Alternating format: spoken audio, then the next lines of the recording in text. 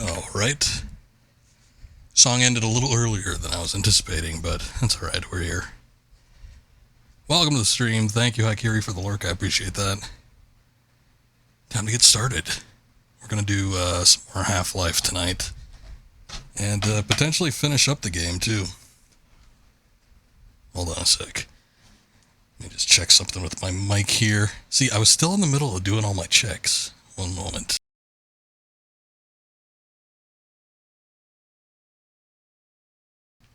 Okay.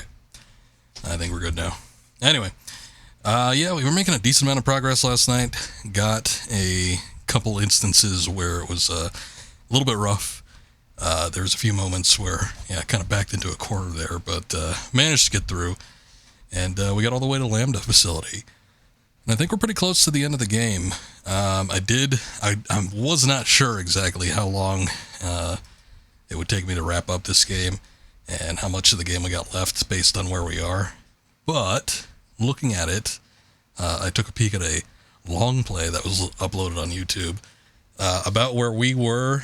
It took the long play about 2 hours to complete the game after that.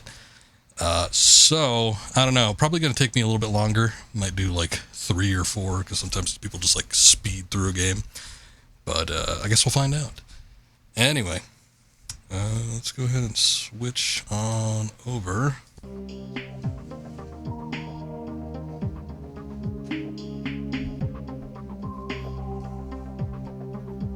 Get to listen to that lovely, unique PS2 menu music. What's going on, Mr. Floyd? Good to see you. What's good? Not much. Off to a bit of a late start. I was kind of hoping I'd get started a little earlier tonight, but it's just kind of how it works out sometimes. Something about this menu music, it like reeks of the 90s. There's that weird, I don't know how to describe it. That thing. Whatever that instrument is, I'm sure it's synthetic in some kind of way, but it just smells like 90s music. Sounds like something that was used in GoldenEye. Also sounds like something that was used in the interior segments of the Jurassic Park game that I mentioned, I think last stream. Anyway, let's take a look at this.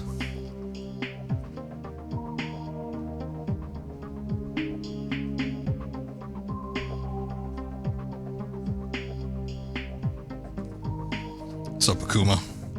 Like factory grunge, maybe. Can't think of like too many examples of that specifically, but yeah, it's possible. Where were we? 3 questionable ethics. Maybe it was this. I think we were still on questionable ethics after all that time. Anyway, after I'm done with this, I got an idea that interests me. Did I know it's possible to burn a PS2 game on a standard DVD and have it work?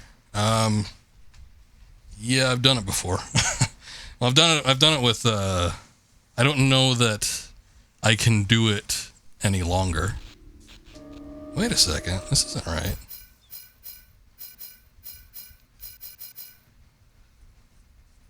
Maybe it was the other one. Freeman is way after ethics. Yeah, it must be. I was looking at the clock there. 1418? But then the date didn't change. That must be an internal clock issue then. Because it's like, what the hell is that? I figured that was like time in like a 24-hour clock, but I don't know.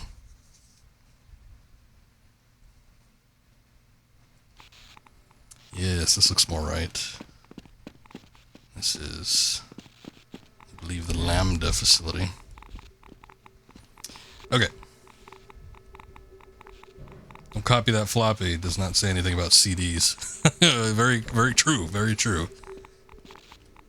Nobody ever told me not to do it. Alright, what do we got here? I don't know what we're going to be dealing with. I might just reload all my stuff.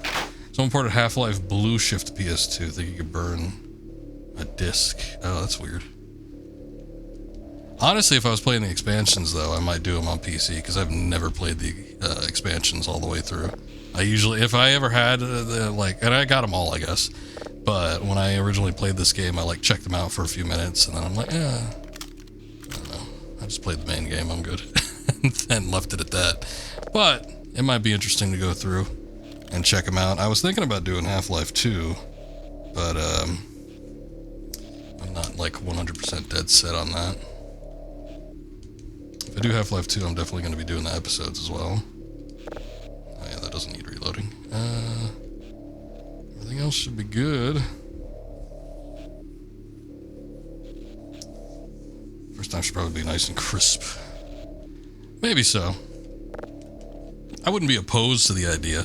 I no longer have an optical drive on my computer, and I suppose I could probably crack open my case and hook one up temporarily. But when I was building my computer, I built this one in 2022, I think. I was unaware that the case I bought did not have room for the optical drive. So out it went, and I don't even know where I put it. But I did do that a number of times, especially back in the day when I first got the Dreamcast, which, I say back in the day, I didn't get it when it was new. I got it in 2018 or something like that, maybe a couple of years earlier. But I burned a shitload of games for the Dreamcast and a few for the PS2 as well. But yeah, I'd have to dig up some stuff to get that. All right, let me get this set up on my TV, and I think we're all good here. Hate that 99% of cases don't have drive bays. Never buy a case of that one. I wanted the Corsair, and I guess most of the modern Corsairs don't have one. I definitely wanted something over my NZXT. Those cases look sleek, but holy shit, do they make a lot of noise, rattling like crazy. And I had two NZXTs. I thought the second one I got would be better on the noise, but it was not. So I wanted something nice and sturdy and made out of metal. And the Corsair was definitely that. I just wasn't aware that it didn't have any bays for any sort of optical drives. Throwing grenades at me this early on? I saw that they had, no, I don't have any grenades. We're fighting one of those big alien dudes.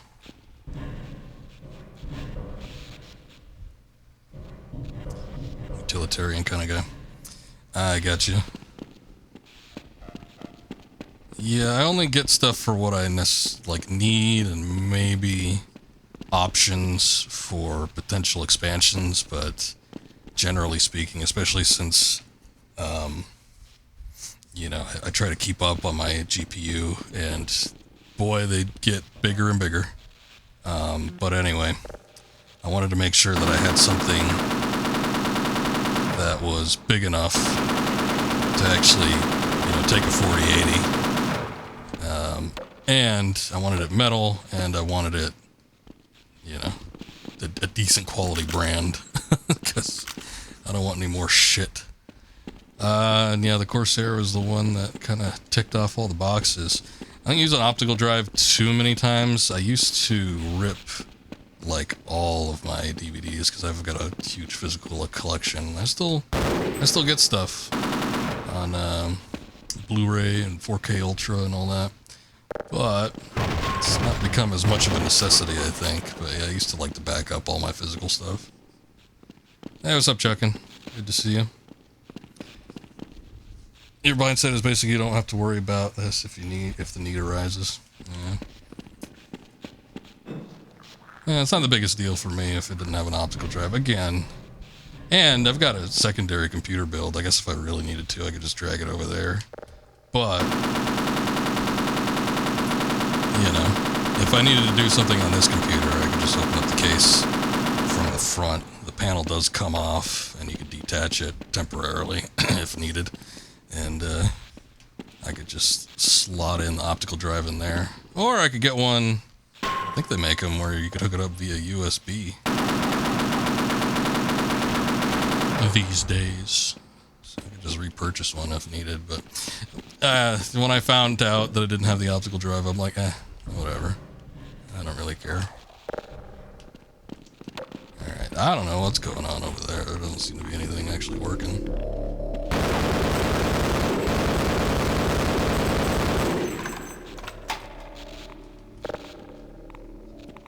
So I can destroy that. It's probably not a good idea, even if it's indestructible now, but if I'm just going around chucking grenades and shit.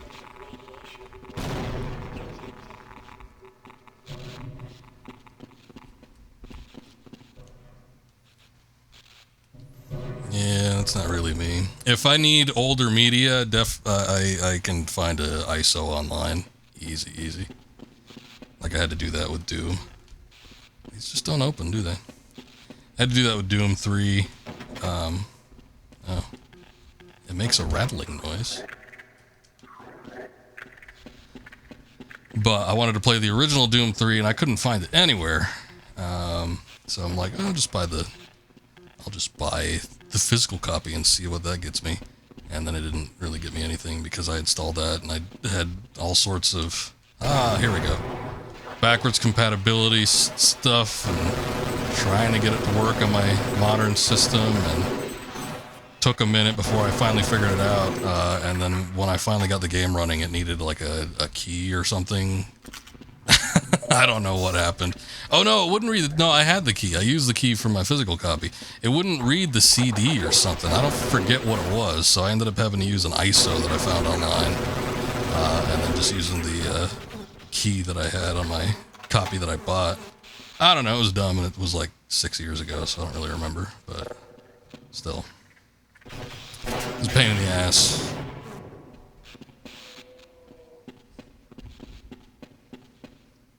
Yeah, no, I found out that it was on Steam after I streamed it. I don't know if it, like...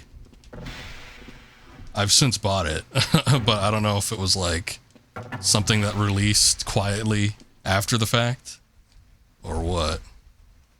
But I definitely did. I remember looking it up, too. I'm like, does Steam have it? And the only thing that ever popped up on search was the BFG edition. I'm like, no, I don't want that, because I know people are gonna... say, oh, you should be playing the original. And I'm like, I know, I want to. Well, wait for me. Uh-oh. I'm stuck. Oh no.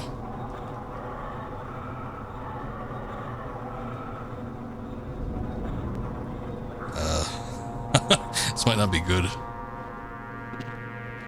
Here we go. Maybe. I don't like the look of this.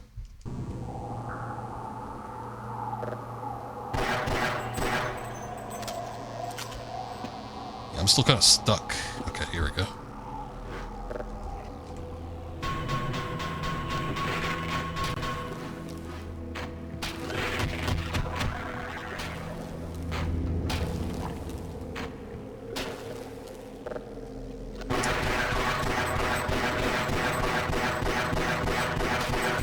Damn head crabs.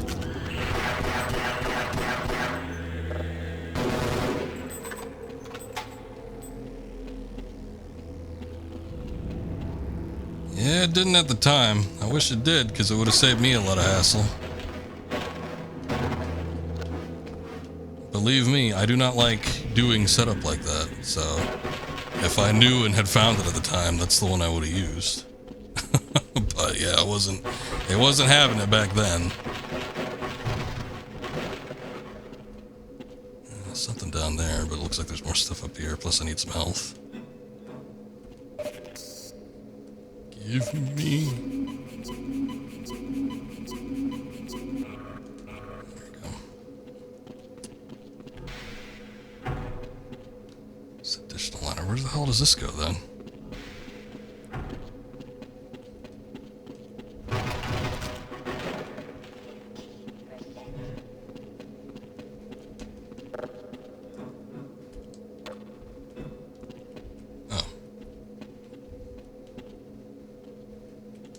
there's nothing down here.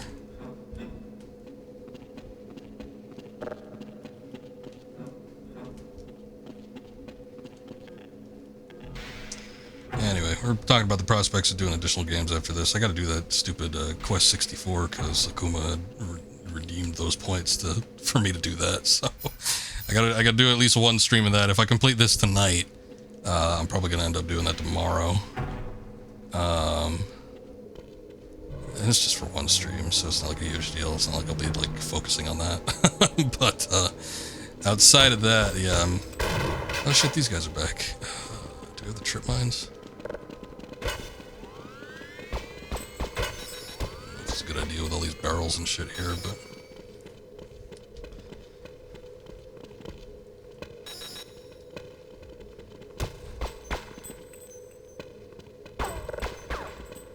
Anyway, after we finish up with that, I think I'm probably going to do product number 3.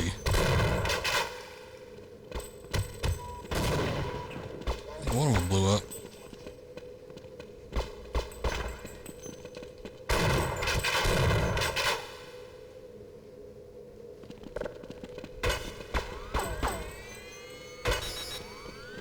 Shit. Goddamn.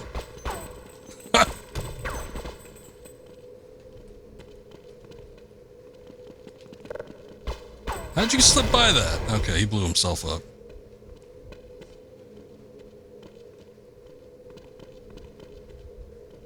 Little bastard. They didn't hit any of the ones that I set up. Except for like one. Alright. We're redoing this. Can't wait for Quest 64 or PN3.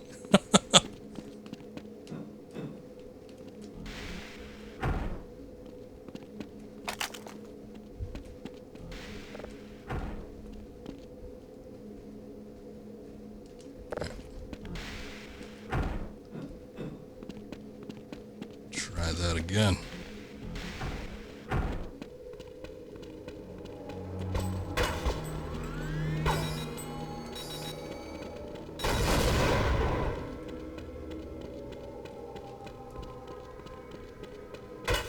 Oh shit.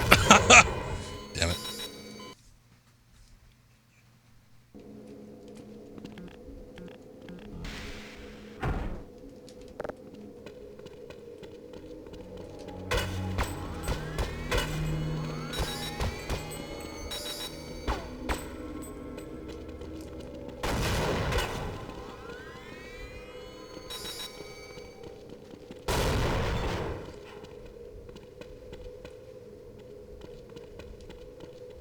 I think I got like 2 of them.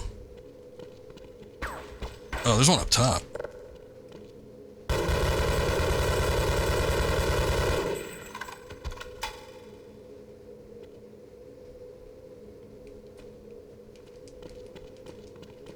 Can't wait for Doom RPG. Ugh.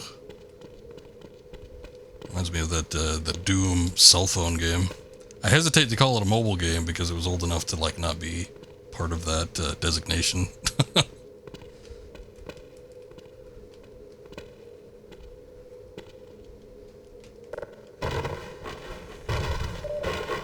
Oh, that is a cell phone game. Well, then that's why it reminds me of it. You little bitch.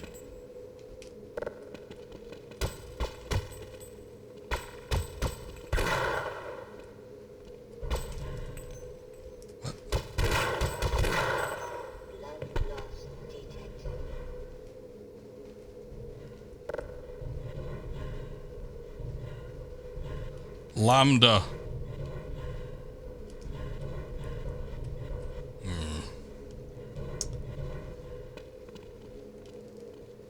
See if I can make my way down, because, yeah. Oh, thank God.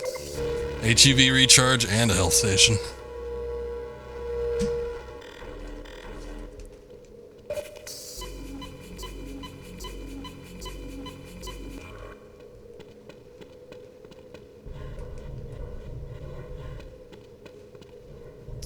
Who's over here then? Oh, okay. That door probably doesn't open.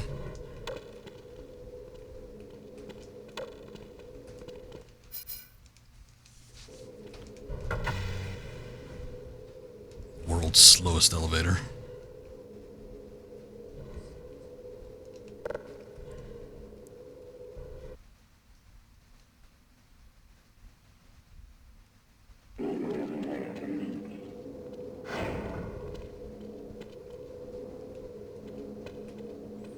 No storage, keep clear.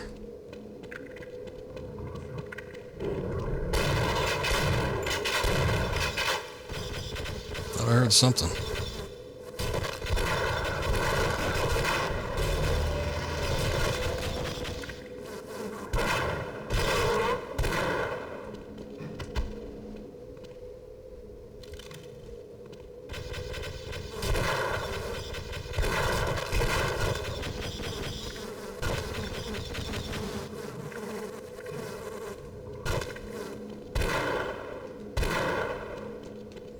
Really need that not the bees drop. We've had enough bee enemies the past few streams where it's become a necessity.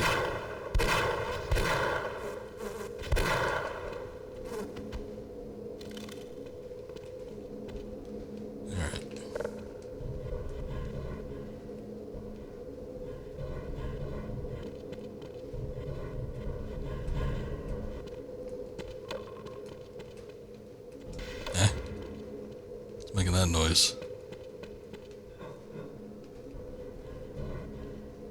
I apologize, Mr. Freeman, but I couldn't risk opening that door until I was sure you had scoured the area. This is the last entrance to the Lambda complex. Every other has been sealed off to contain the invasion. When we realized that you might actually make it here, we drew straws to see who should stay behind to let you through. Obviously, I drew the short one. My colleagues are waiting at the tip of the Lambda reactor. Waiting for you, I mean. The reactor is shut down right now, but you can activate it on your way up. You'll have to flood the core anyway to get into the teleportation labs. You're not authorized to know about those. But I can see you already know a great deal more than any one man is supposed to. Yes, I have a big brain. Better lock up that door. Where'd they get the straws?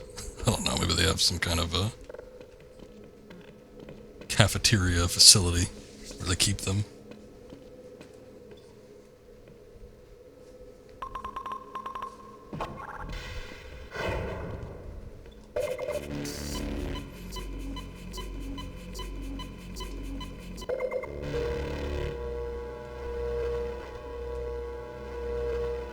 I don't like where that thing is aiming.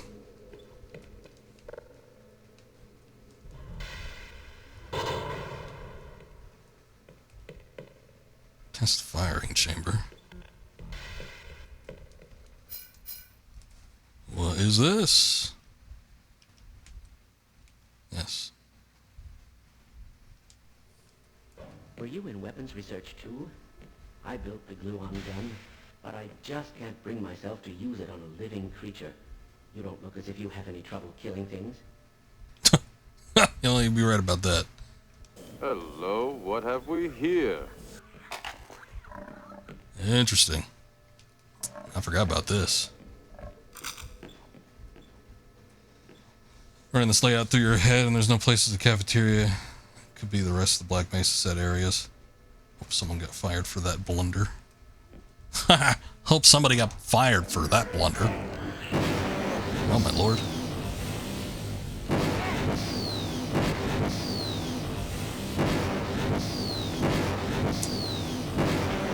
In the main facility, we saw that there is the vending machine room.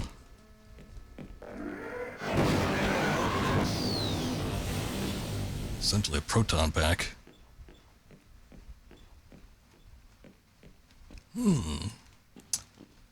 Brick wall, you say?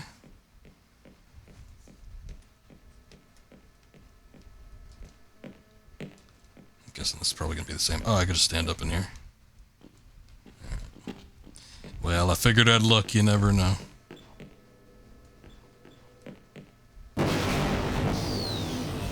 Fascinating. Alright. Well, thanks, Doc.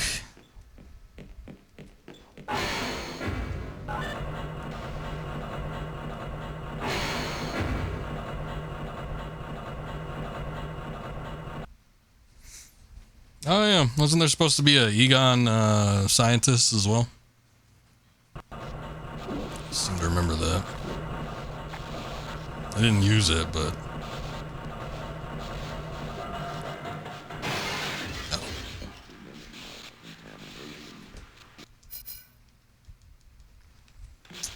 They call this the E-gun gun in the files. Pretty nifty. Makes sense.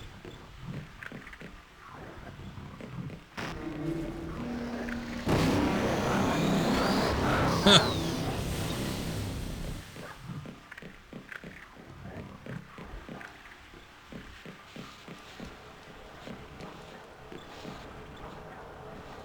Where did they put this gun? Ah, okay. I guess that makes sense.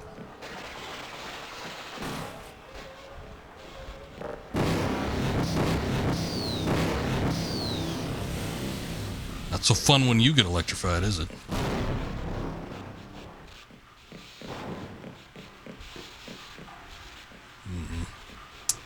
Water. Looks like there's some tunnels that lead somewhere, but maybe they lead nowhere. I don't think I'd be willing to find out. Those ladders are probably just there to get you back up if you happen to jump in or something.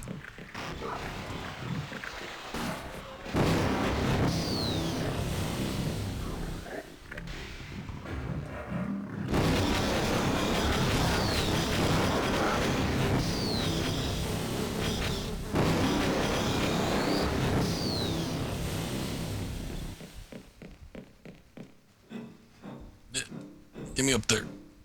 Okay.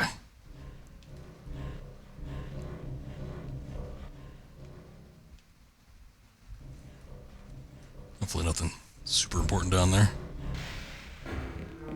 Pump station.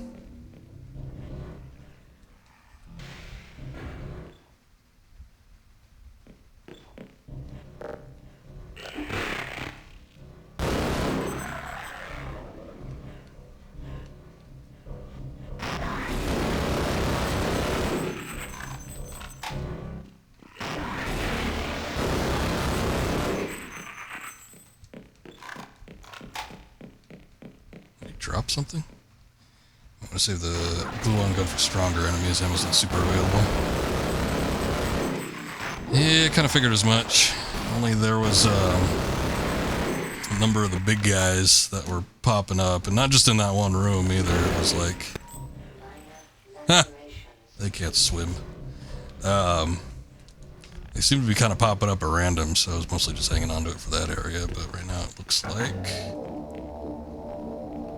isn't a ton of them creeping up right now.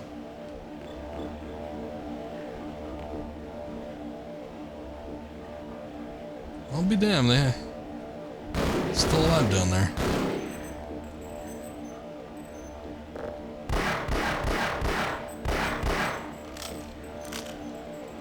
Trying to see if that was breakable, but I don't think it is.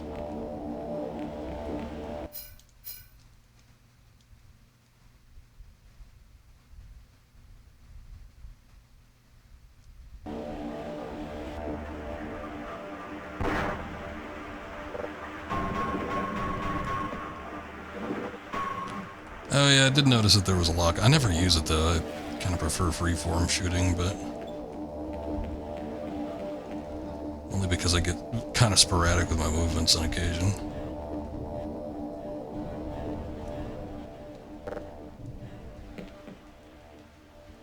There's a method to my madness.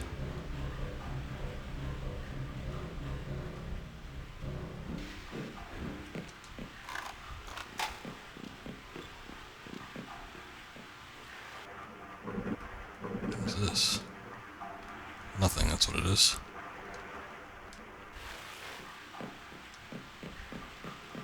Alright. Maybe something opened up back here.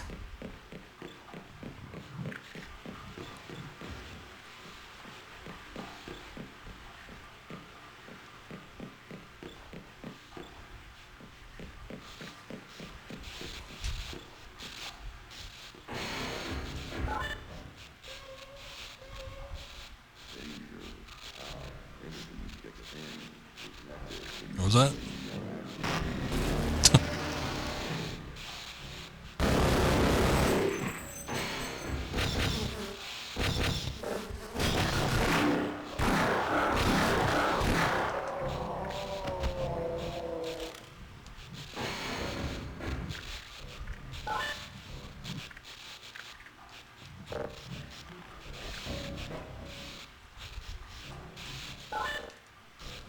Guess it's broken.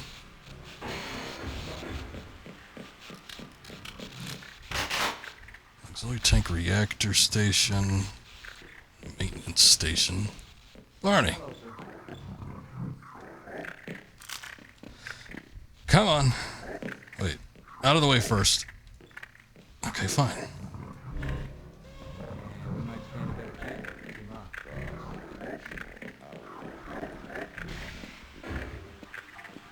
Hello. Isn't it? You'll need to activate those pumps to flood the reactor, and then that access pipe down there will take you to the core. Time is short. Wrong button. No need to yell, Doc. The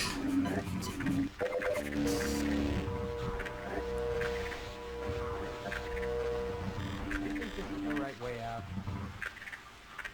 Okay, I'll secure this door. Don't be ridiculous.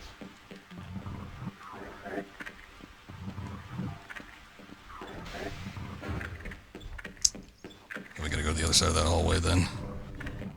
Let us see. I'm gonna keep him in there, I don't know, in case we need the scientist or something. At least Barney can defend him potentially.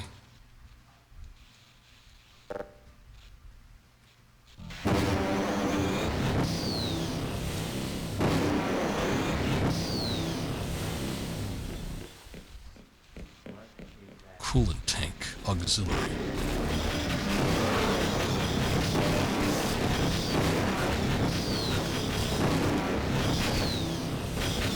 I'm out. Wait.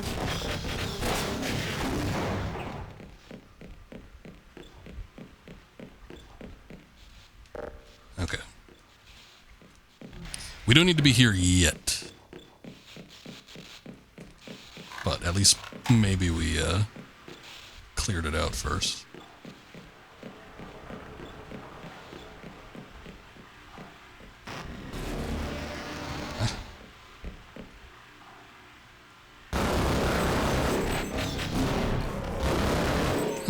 Surprised a couple shots and a grenade actually killed it. They both lead to different coolant systems. Okay. Did I go down here before? I thought I did. Oh, yeah, it was blocked off. That's what oh, but wait.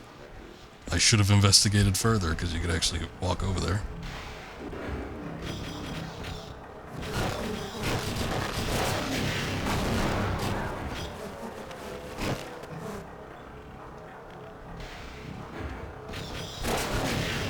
I sure hope that goes over there.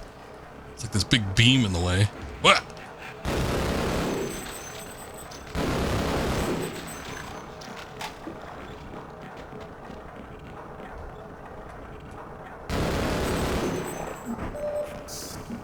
Just take them both.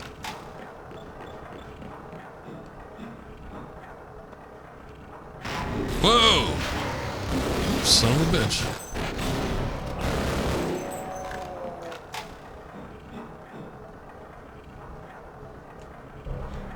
Must be able to jump over that.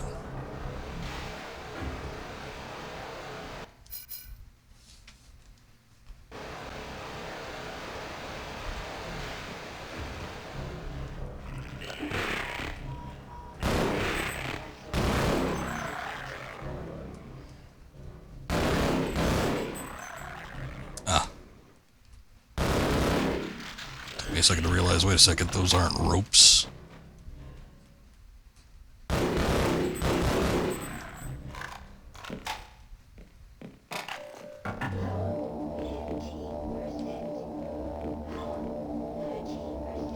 Good.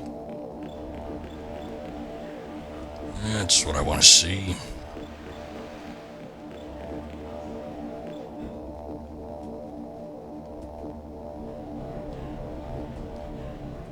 Alright. Now we should be able to get back and do something in that room.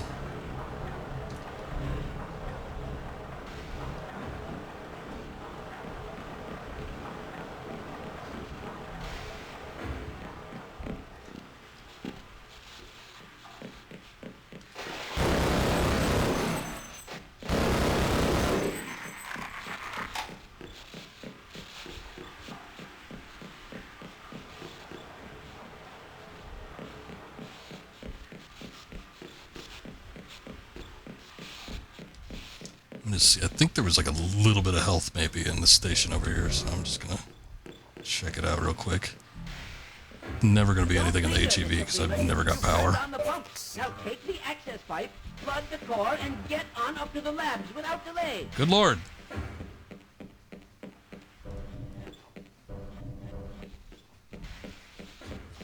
Getting over there, Jesus.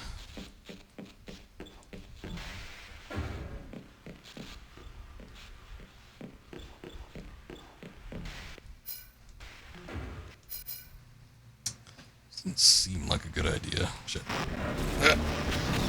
Wait. Alright, Barney's just gonna have to deal with that.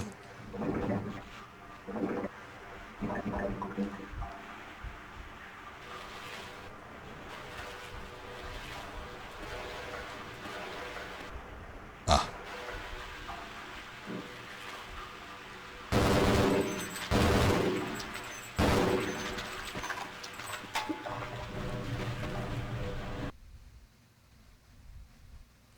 An odd spot for a loading screen.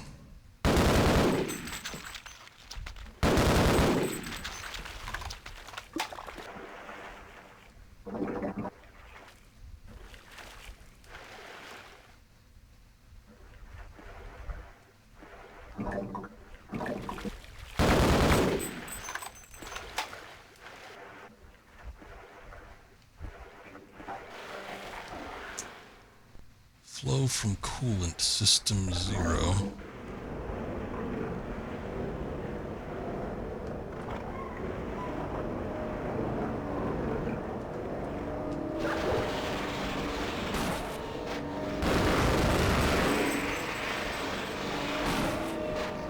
Where? Oh, that's just from the generator. If you recall correctly, the layout is actually substantially different. A lot of people got lost on the way over to the core because it was non-linear level. Loading screen is because they retooled it into something linear. Specifically for this version, or... Oh, crap. I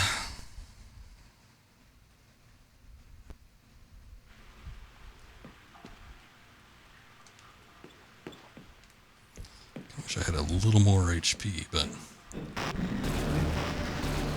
might not be able to help that.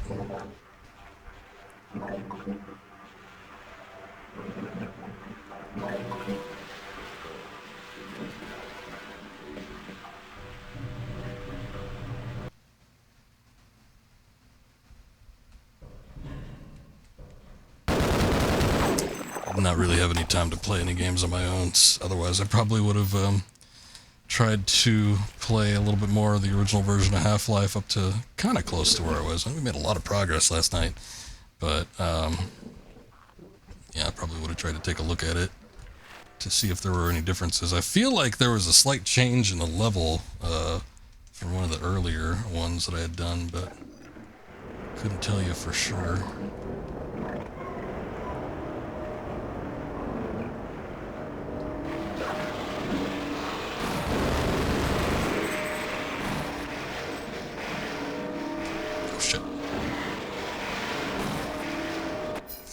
Losing health. So the core was sort of between the other two areas, sort of like a power-up was. Okay. I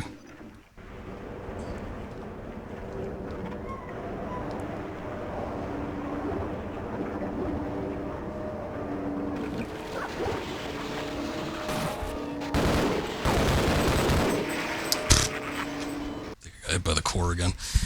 Probably for the best, though, considering... you know, the limitations of the platform. Mostly, I think the saves would be the biggest issue.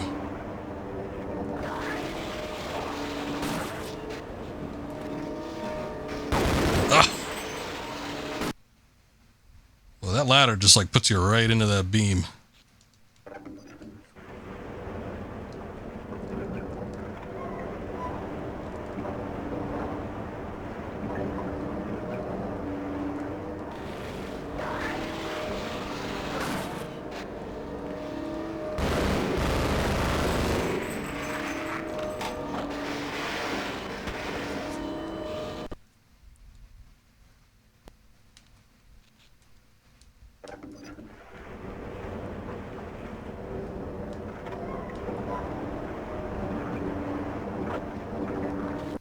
This is such a distinct port because it wasn't just a port cleanup, but sort of like a major update. Incorporated feedback from the original release. A lot of changes directly related to things people struggled with.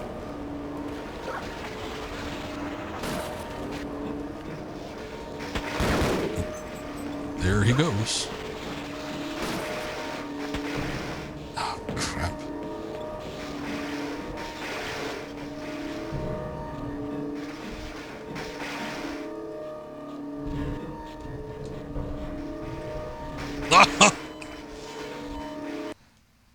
If I just had slightly more split-second reaction time, although it probably wouldn't have helped just because of the way Gordon runs. Sometimes when you let go of the stick, he's still moving.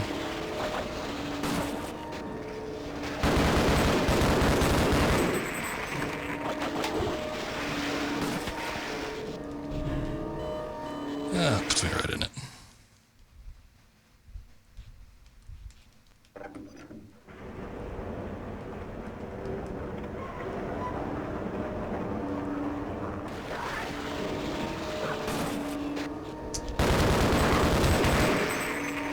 Might have been a necessity too, because generally speaking, when you have a console audience, I mean, you know, I guess it was rated M or whatever. It's probably the other way out. But still, you're dealing with a much more casualized audience.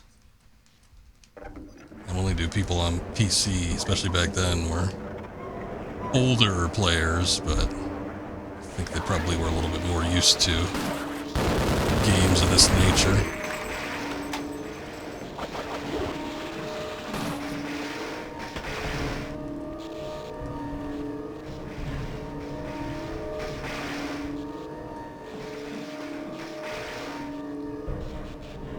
Oh, it was right there. I feel the pressure to keep moving, though, just because I feel like those beams are going to rotate up my way.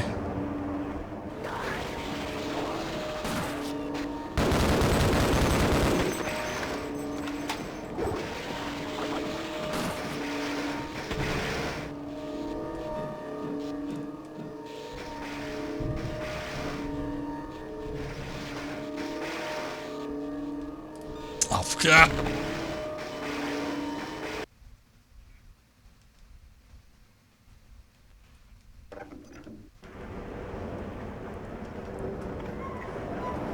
Not even that, really, just generally good changes for readability, playing.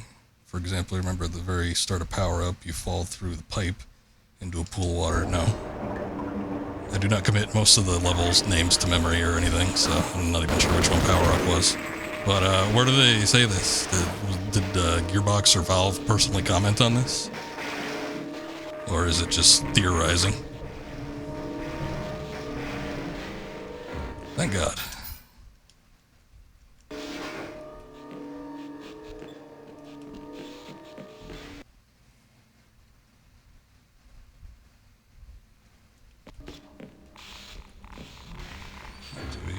Here,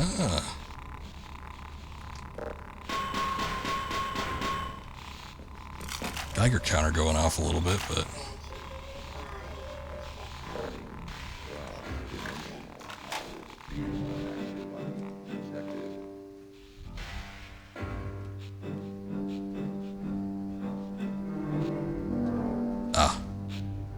oh boy.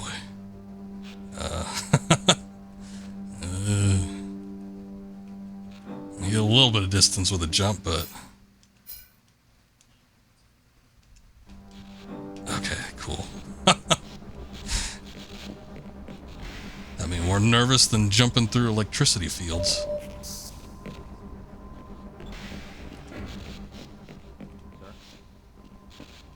Oh, hello.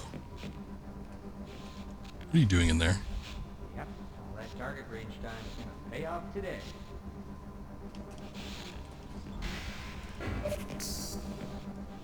I guess I'll use this. Luck has to change sooner or later. When dropping from a big height, you had to do very tight mechanics to avoid taking a shit ton of damage from the fall, and basically guaranteed to kill for first timers.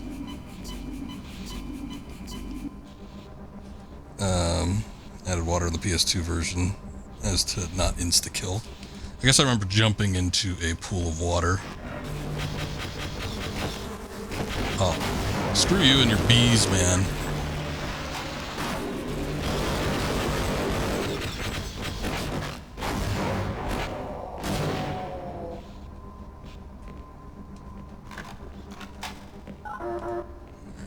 I guess it did say no access.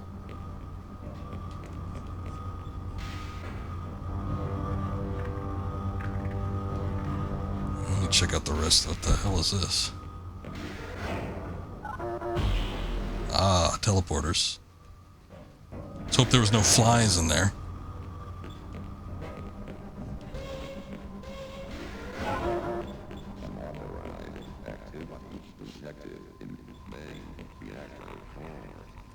Ah! There he goes. The G-Spot man himself.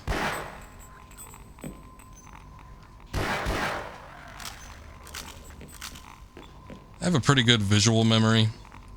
I can remember things for years, and if I revisit areas, even in real life, after, decades, it's like I can remember specifically where stuff was. But, I played this game back in, it was pre-2013, it might have been 2012, and, I played it once, and never again after that. So, going based off of memories even, trying to recollect stuff, doesn't always work out for me. And then, specifically when streaming, so much of the gameplay is done in the moment. It's hard to commit specific things to memory. So it's like, mostly when I'm just playing here, it's like, in and out, bada bing, bada boom. And try not to worry about most of what's going on.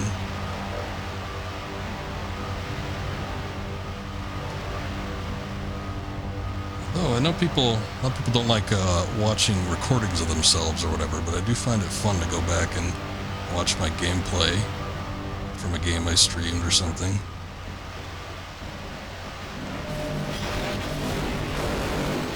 Shit. Oh man, that stuff leaks over far. I guess I wasn't anticipating that. I thought it would just be kind of like right where that was. Oops. I forgot I was right there.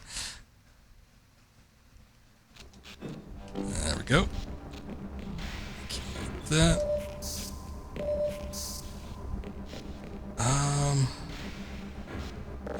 Don't have much for this. Sup, Barnes. But at least I could use it on these guys.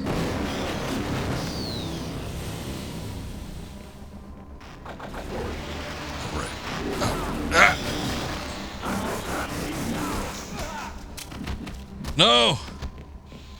Barney!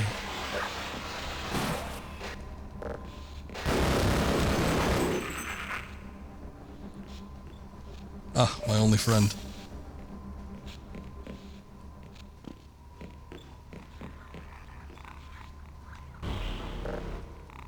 I'm thinking I'm going to be getting in here at some point, so I'm just going to see if I can tag these guys while I'm standing right here and they get do nothing about it.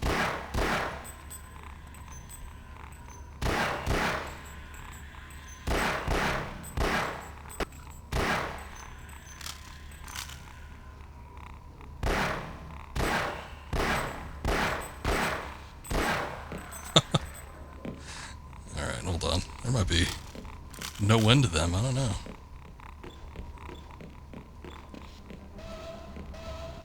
Okay, I'm gonna make a save here, because I don't know what the hell's gonna happen. That's not good.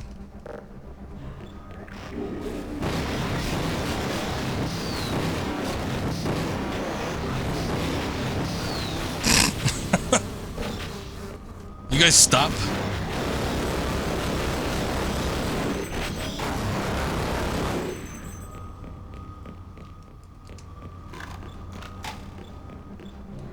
Okay.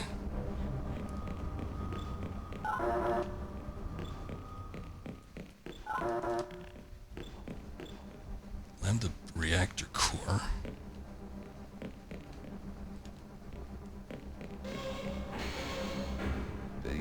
Ah. Oh boy. Now we're thinking with portals.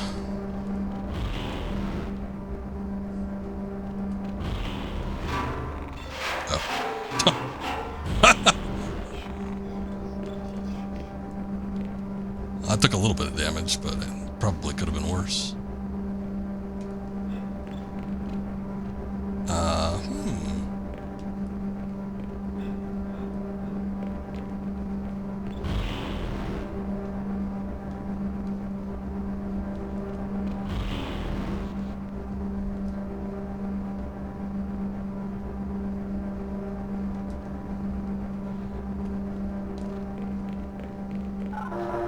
Oh, come on.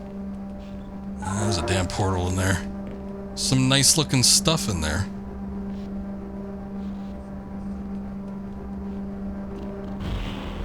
Oh.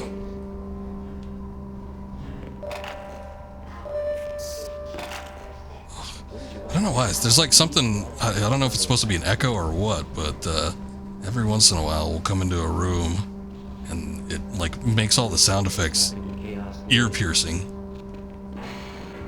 Almost as if like you were plugging everything through a sounding rod or something. It's weird.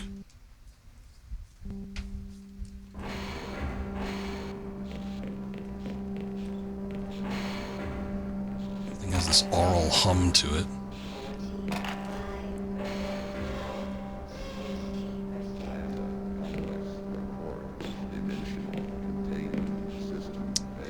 And I could be wrong, I don't remember it sounding like that in the PC version though.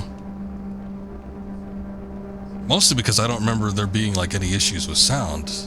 But it's like specifically with this version, it's like every once in a while something just sounds gross.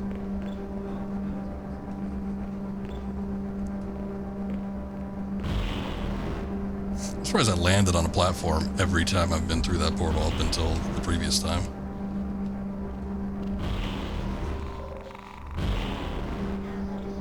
I think depending on, yeah,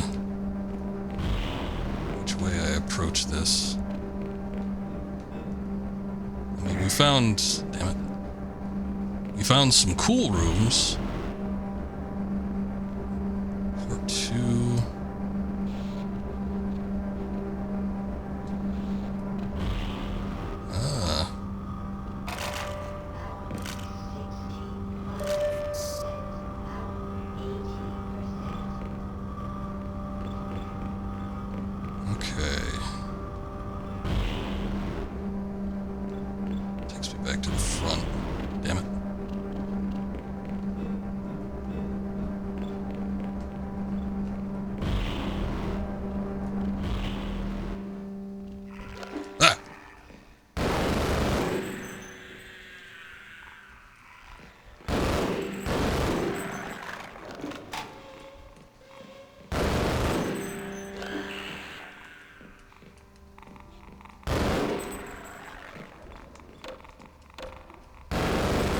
Guys, stop. Oh, shit. No, not the radioactive water.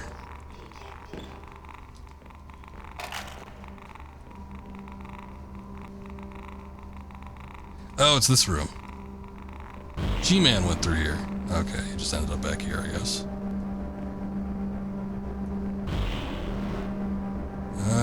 Alright, so...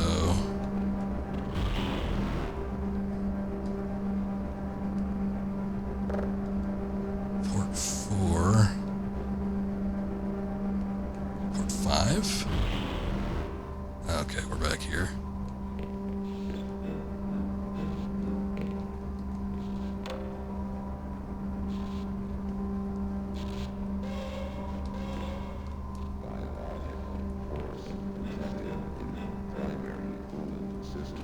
What did you say?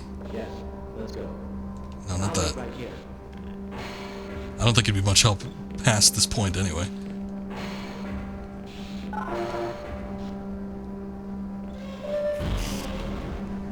Plenty of health kits. detected. Okay, so port 2. I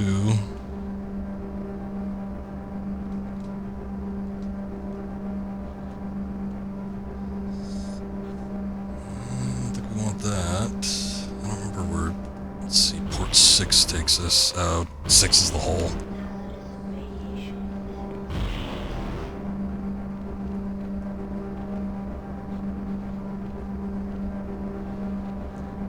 I don't think we want 2 or 3.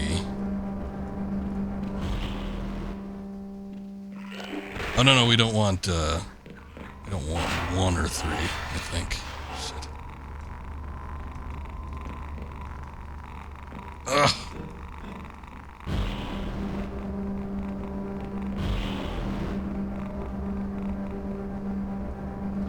So go through 2.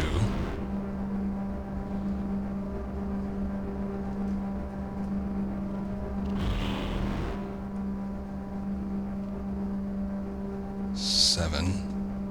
9 looks a little, scary. Okay. Well, that's why it kills you. That's the killing portal.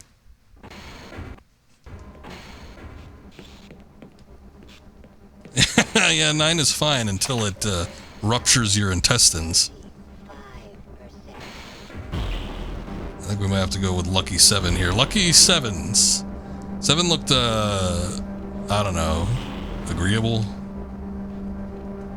6 then, okay.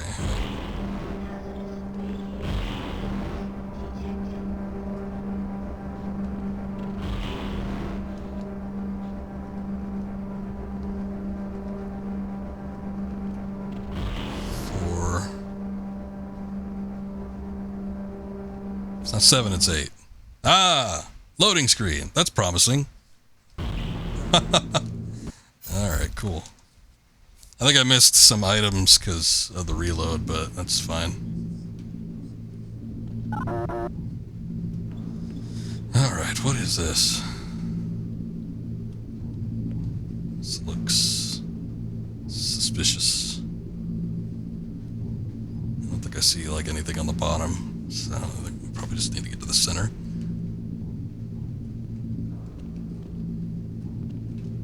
It's like playing Frogger.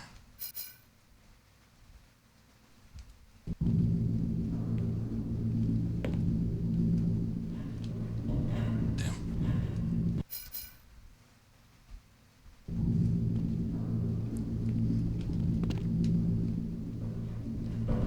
Oh, I just screwed that up on my own, of my own will.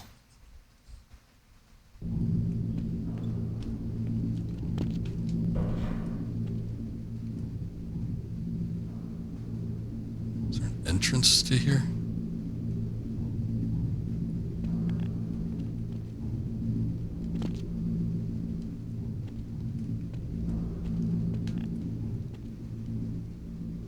Okay, that's not it.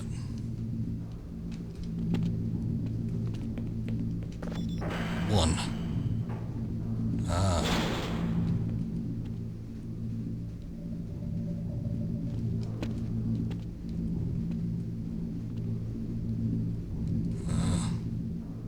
Alright, there's some over there. You son of a bitch.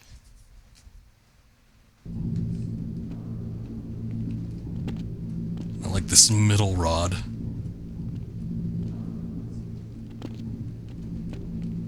Okay. 2. Oh.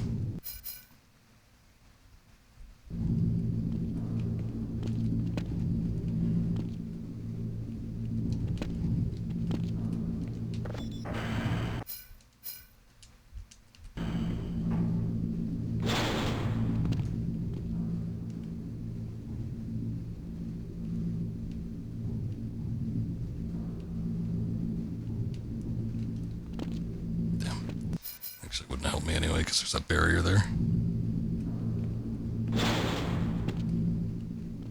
I'm just gonna get on this.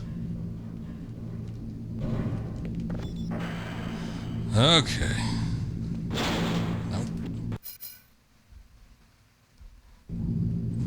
ring still getting in my way.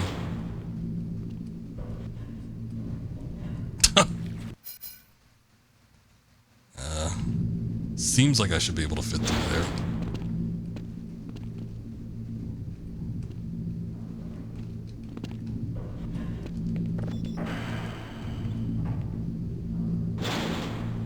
I'm just gonna wait until that comes down.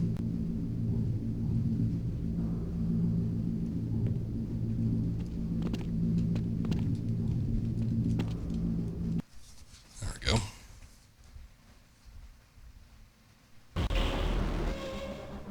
Wait, what? Okay, this is, yeah, it's gotta be a different area from that starting point. I think. I hope. Otherwise we went through all that for nothing.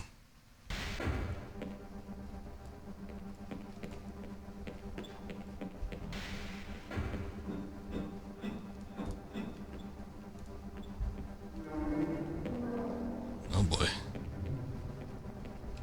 Hello. Ah, it's clear. Don't worry about it.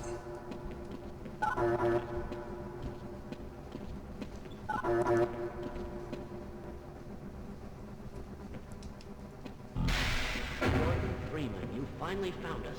So this is the guy. We thought you'd never make it. This is the supply depot for our first survey team. Quite a few handsome specimens were collected from the border world and brought back this way. Before the survey members started being collected themselves, that is. We suspect there is an immense portal over there, created by the intense concentration of a single powerful being. You will know it when you see it. I hate to say this, Gordon, but you must kill it if you can. Yeah, you'd better kill it. Of course, you owe us nothing, Mr. Freeman, but you've come this far. You know as much about these creatures as anyone. Enough to know that if you don't wipe it out, there won't be much for you to come home to. Yes. So, if you're willing, my colleague is waiting for you at the main portal controls. He will open the gates for you, Mr. Freeman. Do hurry. Don't forget to gear up, and I'll cover you while you're waiting for that portal to warm up. Thanks, Barney. He's jittery. Every once in a while, sometimes they'll be talking and the animations will be going off and they have like these weird little spasms.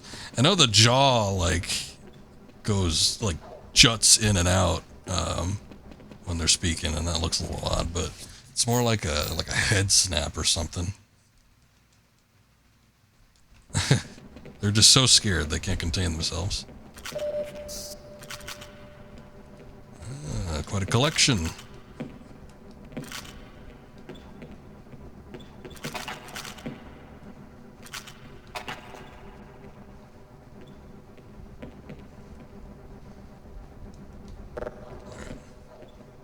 Stick with this for now. Roger that. Let's run like hell. Oh. See you later. Maybe Kleiner's supposed to open it. Or... Oh. Oh, this one. Okay.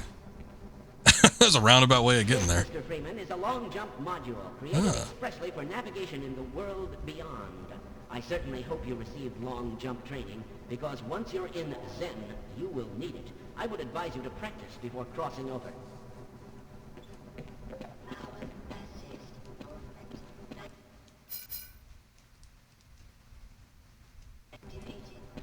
Pam. Oof. I vaguely remember this.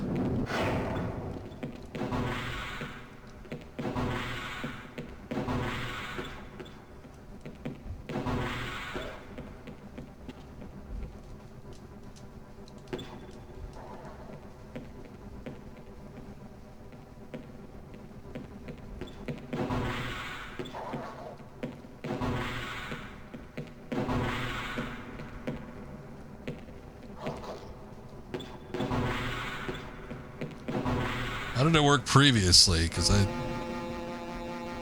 kind of remember like a boost like that.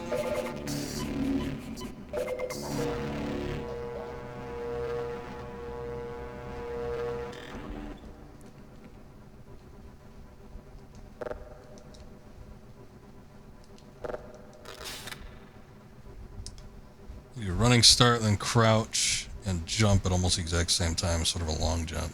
Okay.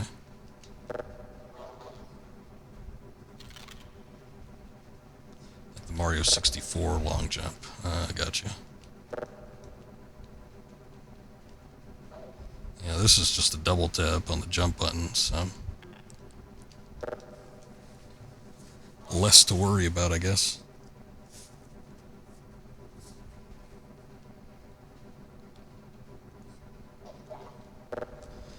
All right. At this point, I actually might want to make a hard save.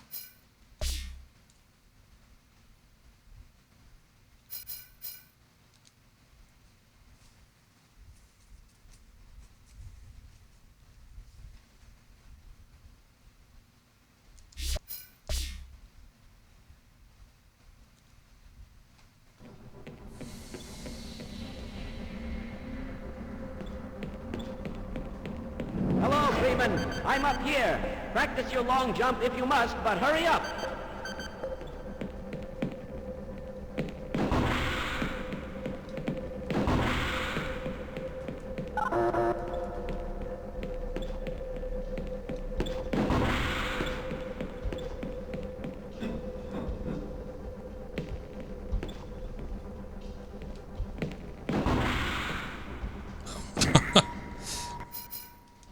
Probably don't want to injure myself right before getting in. Probably change due to feedback. A lot of people skip the tutorial in this game. Tutorial's the only way to know about the crouch thing, but you imagine the double jump is a lot more instinctive. Hello, Freeman. I'm up here. They do allow you in the options to auto crouch when you jump.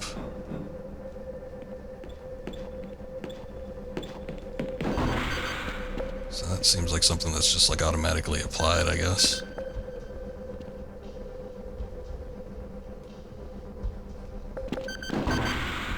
Damn.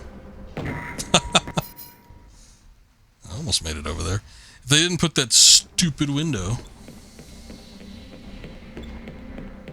Hello, Freeman. I'm up here. Practice your long jump. Speed run trick is that? Hurry up.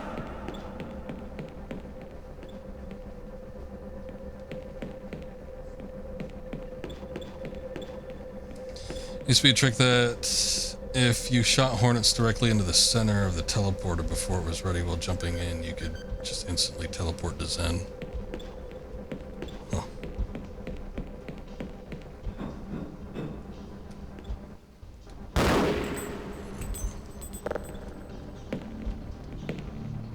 All right, I can open the portal now.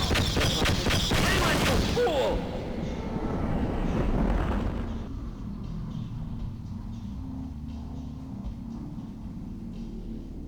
I don't know, he yelled at me. I don't know if that was good or not. Freeman, you fool! Did they account for that since there was a line of dialogue there?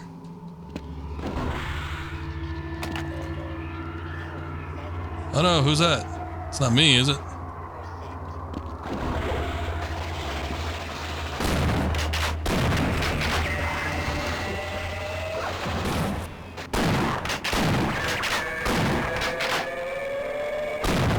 Never liked the hair on Zen.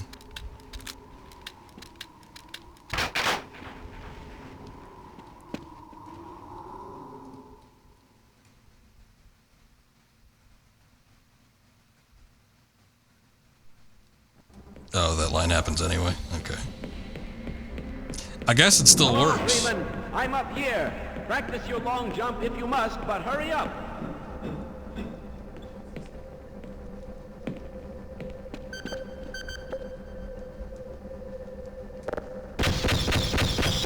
See if it's consistent. Fool!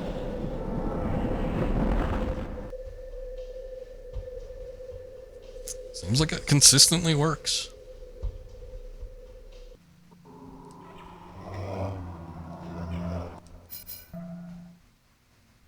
Pretty neat.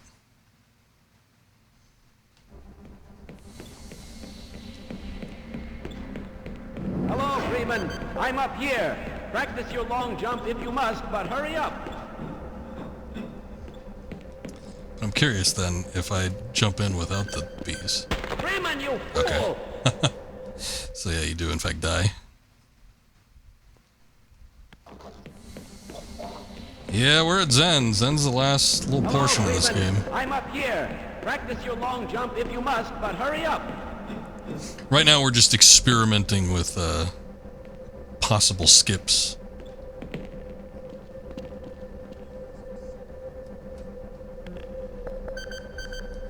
I think what's happening in Half-Life, you set up damage zones.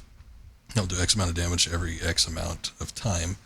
I'm going to damage every second, but since you're spamming Hornets, the Hornets count as NPCs. They take damage, the clock is resetting while you teleport. Okay. So it's kind of like an override of sorts.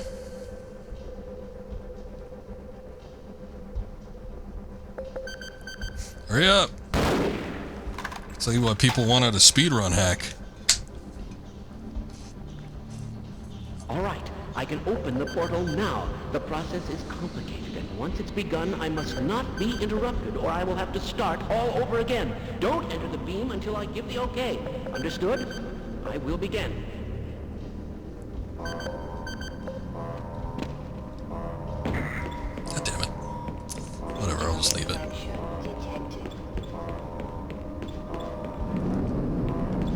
Yeah, I've done... Every once in a while, when I see like a speedrunning strat, I'll try to do it. If it looks like it's something within like my range of possibility. Because, you know, sometimes these speedrunners, they'll like pixel perfect. You have to be in like the exact right spot at this exact right amount of time. But sometimes if there's something that's just exploitable, I'll take a look and I'll give it a try. I did it most recently on Tomb Raider, with Tomb Raider 3. I skipped like an entire level. I didn't go back either because I hate that level. But when I played the original version of the game, I did this whole thing.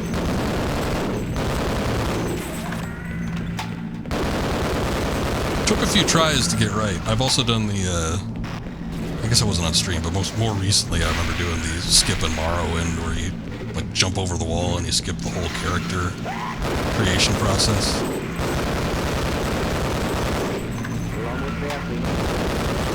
Done a few more, I'm sure, but I can't recall right at this specific moment.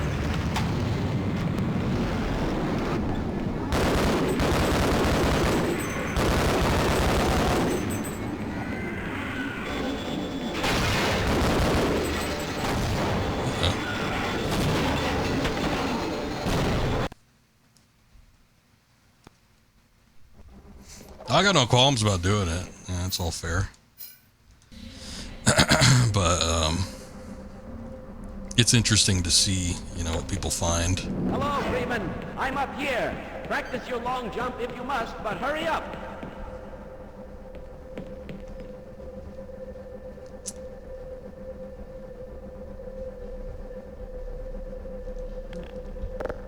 Try the laser. Yeah, that's kind of what I figured was going on.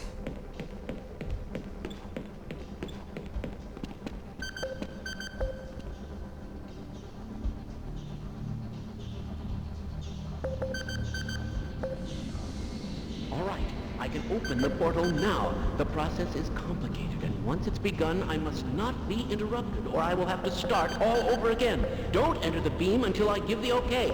Understood? I will begin. He will begin.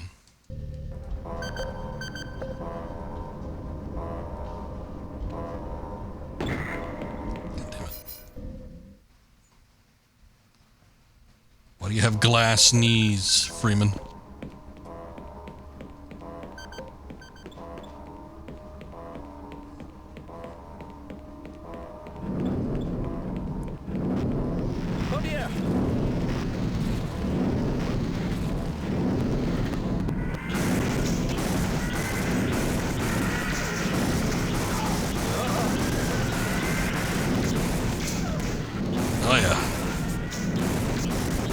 Loving these frames. Oh god, the audio's crackling.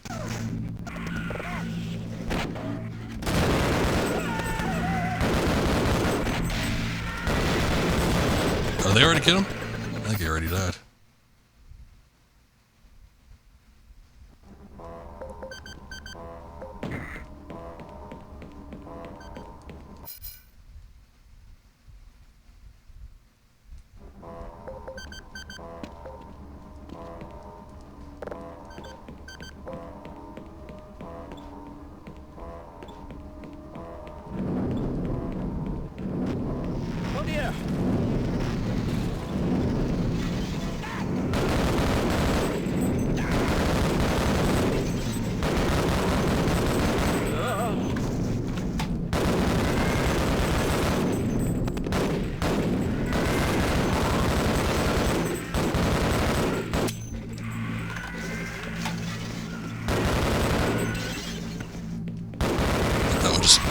blaze through one of those pylons there. That's cool.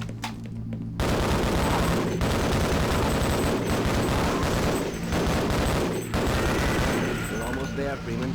Get yourself in.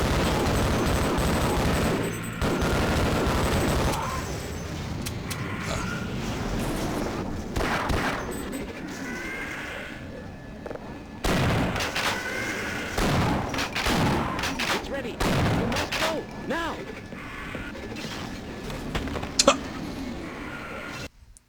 Son of a bitch.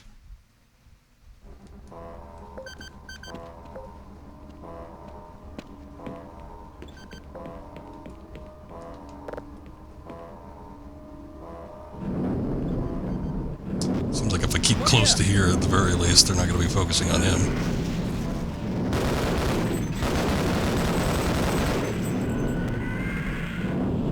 You know, mostly.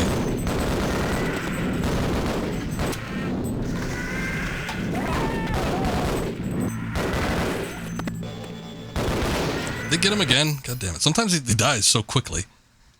Maybe that thing was standing there for a minute.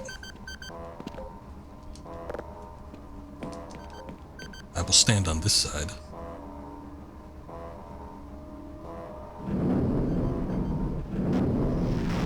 Oh, I hate the Hornet gun. I guess maybe it would work in this instance, but I am not a fan.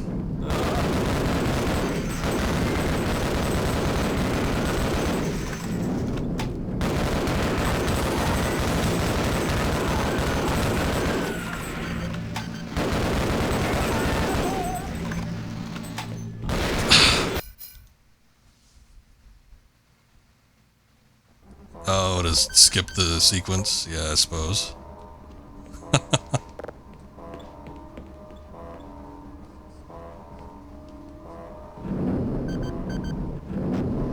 Oh dear.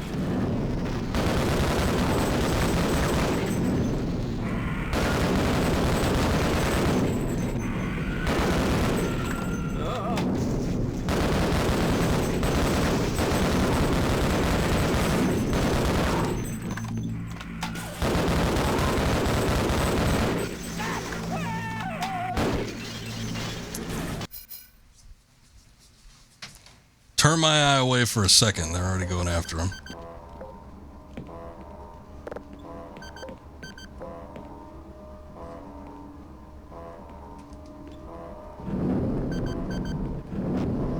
Oh dear.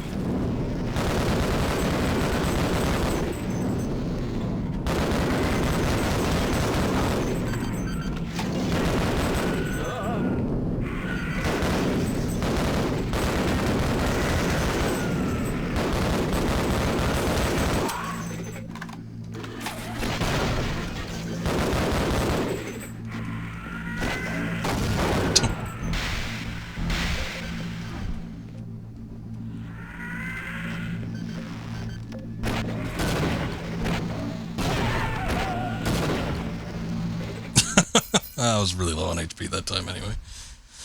Oh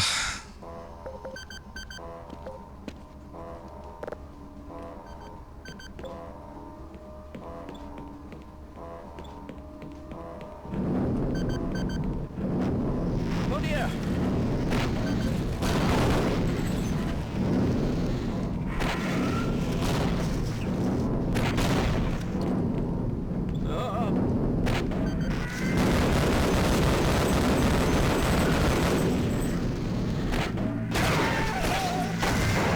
Oh, I might have killed him that time. Maybe not.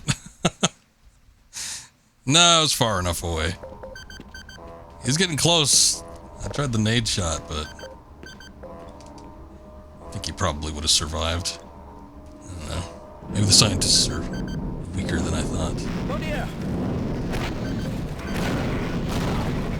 And sometimes I just go like right for him. Yeah, I think that one was me that time. That time it might have been the grenade.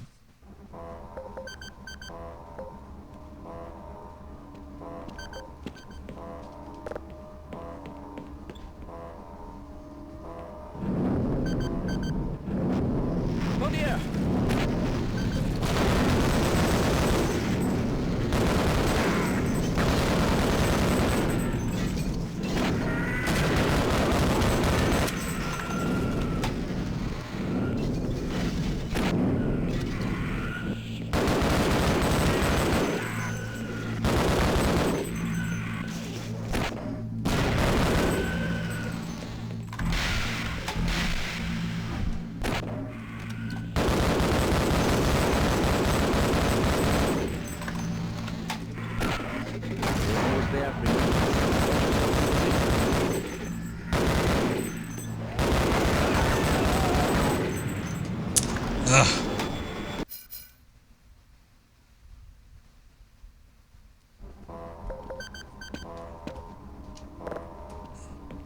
Just about to get in there, too. He just decided to fly over. It's too bad I can't, like, be up there. Oh dear! It's like the biggest problem is when they fly underneath the bridge.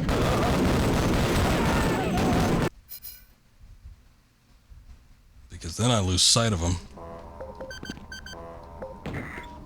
Yeah. I guess the dash doesn't work once you reach a certain fall point.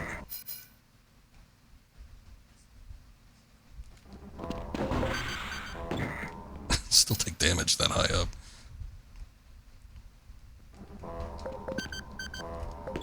Yeah, it doesn't even like let you down that far. I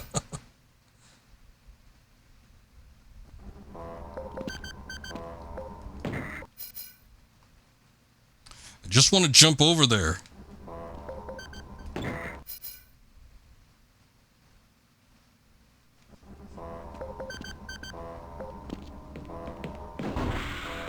See, I can't get there if I jump from down there.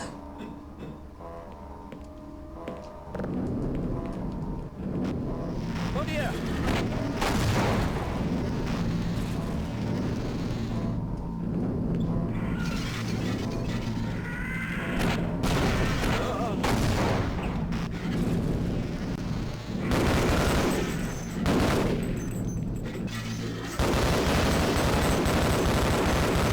I was wondering if he turned invisible, but no, he's just behind that glass.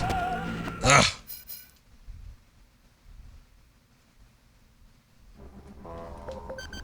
No, I know about the ladder. That's how I got up onto this point to begin with, but I wanted to see if I could, like, jump from the pylon. Oh dear! We don't need no lock on.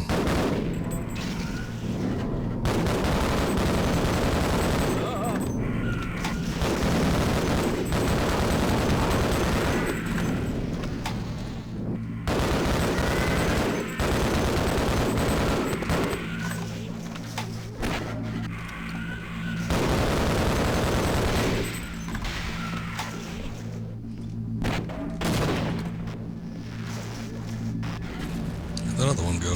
There it is.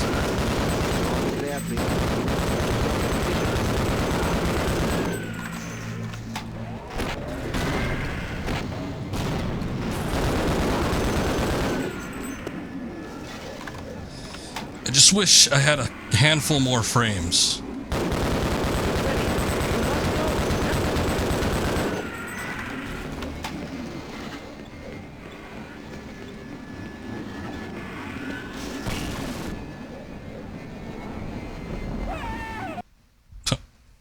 I don't think he survived much longer after that. Alright, the positioning was key. We needed to be, like, slightly higher up. Had I moved to that spot earlier, I probably would have been able to do it then.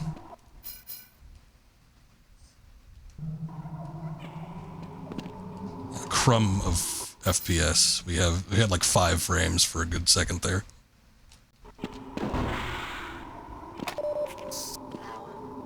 Okay.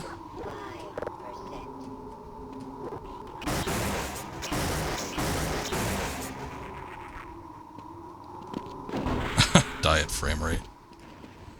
That's one way to look at it.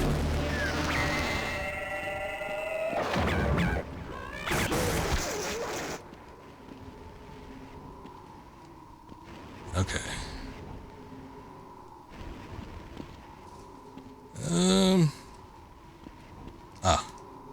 One's coming around.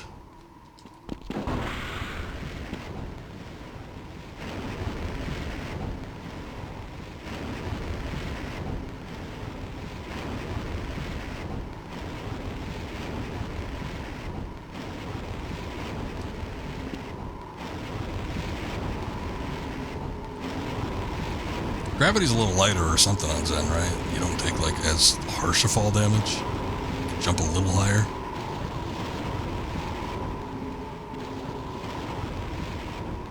Alright. That's what I thought, but then at the same time, it's like, don't want to try anything too extreme here. Because some of these jumps don't look like I'd be able to make it so far if it was back on Earth.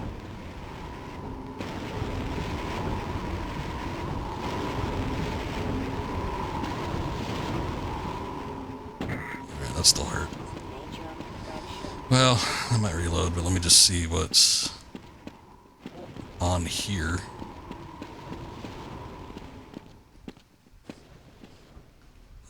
Okay.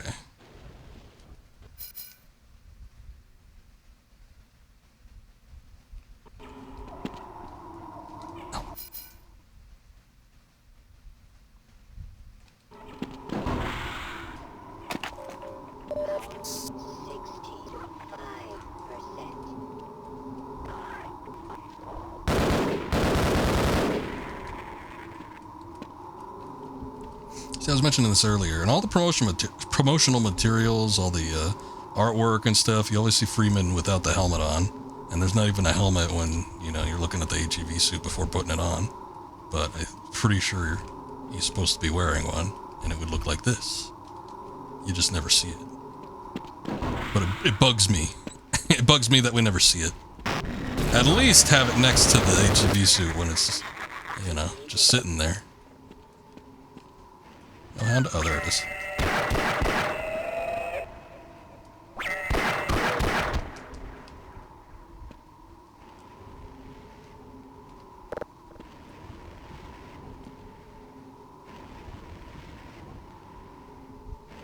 The infinite void. Oh, look at that. Opposing force also confirms that he has no helmet on right now. Medpack from another dimension. Those are the good ones. Oh shit.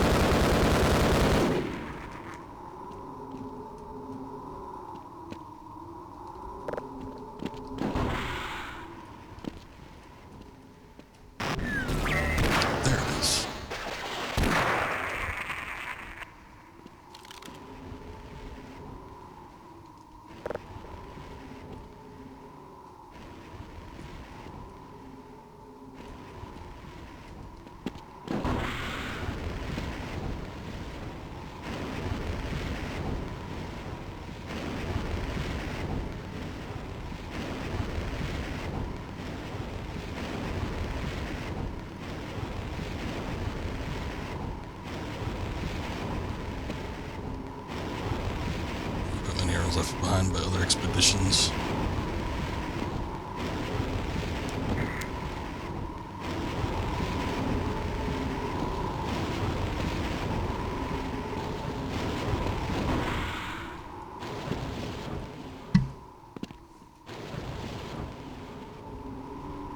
All right.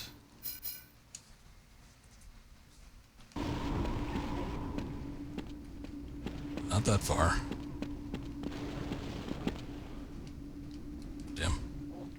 Not that far either.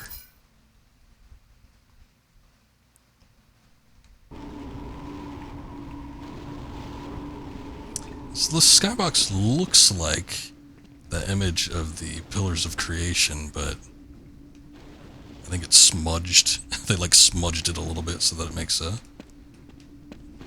somewhat seamless skybox.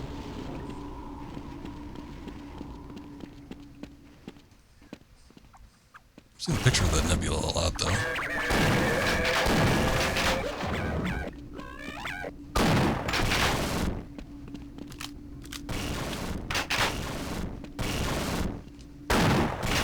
The hell are you? Some kind of triangle.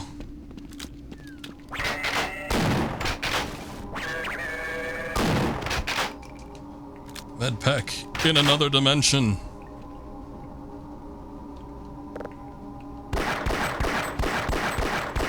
It's all the same. Might as well be from another dimension.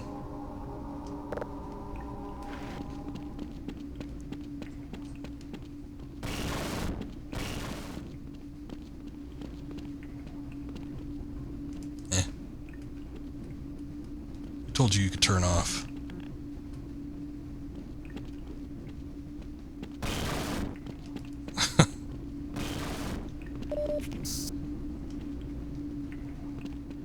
Suppose that would work in the case of Gravity Falls.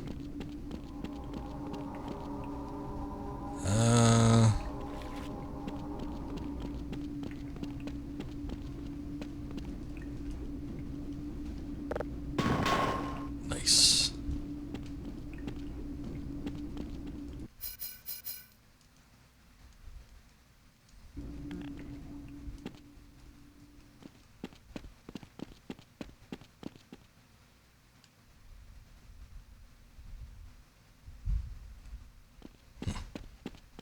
It's so silent.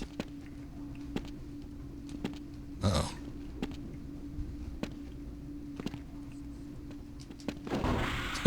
Uh-oh. Oh, there we go.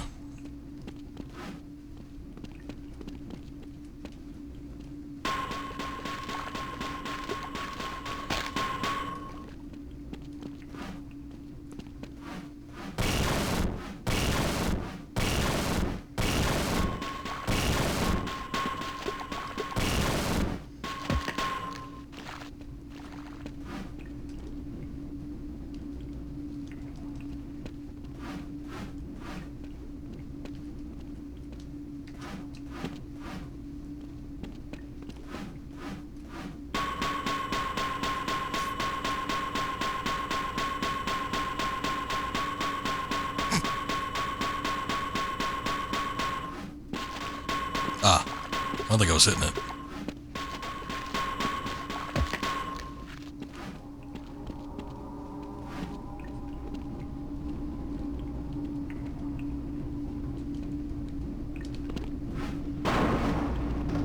There we go.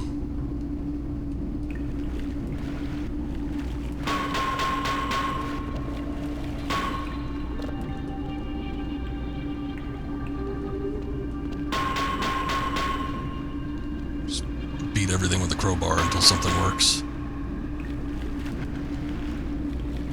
Science!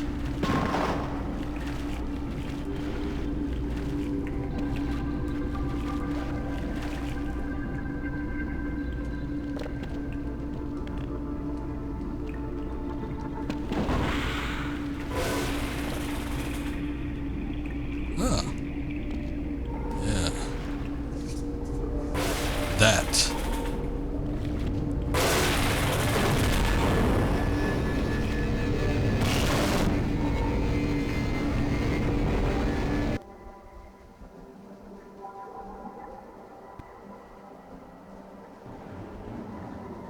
Gonarch's lair.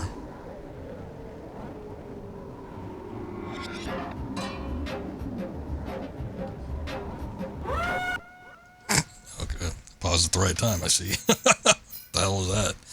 Don't know why, but it's super funny in another dimension, beating up otherworldly security with a tool for opening boxes. Hey, whatever works.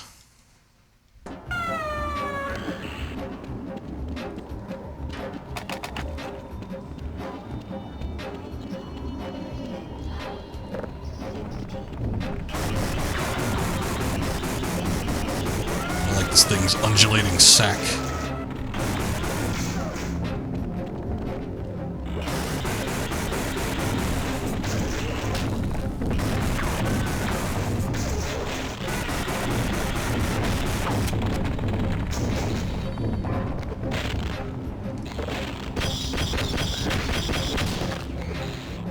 Send that over for now. All right.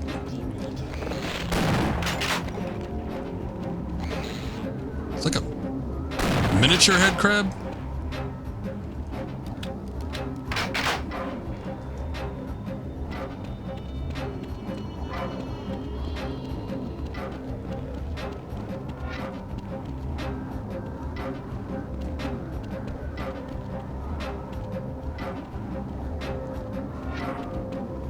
Sounds like proto-Halo music.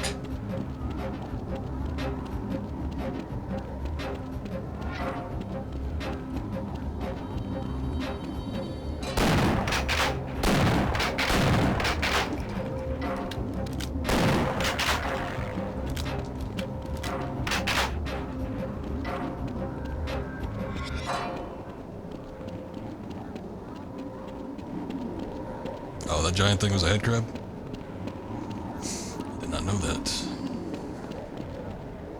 We got another one.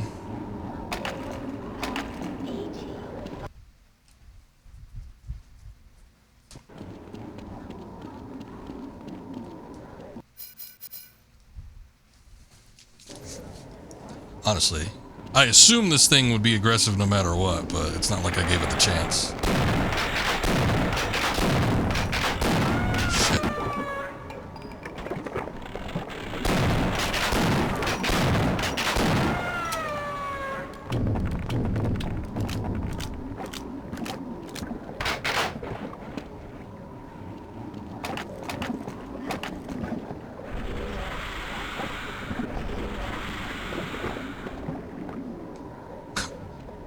I don't like those noises. Ah, crap.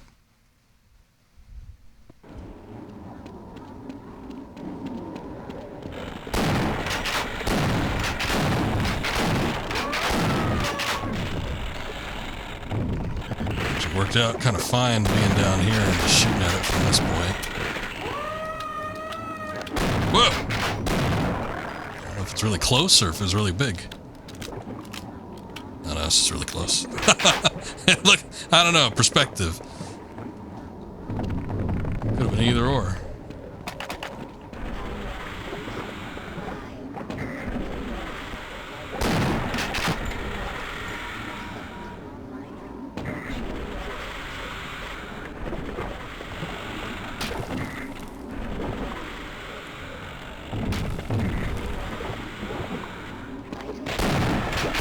Die here.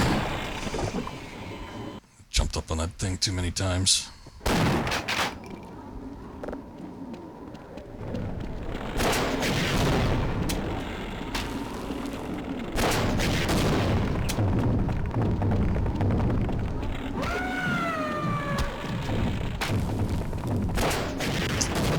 Even the trees are angry at me.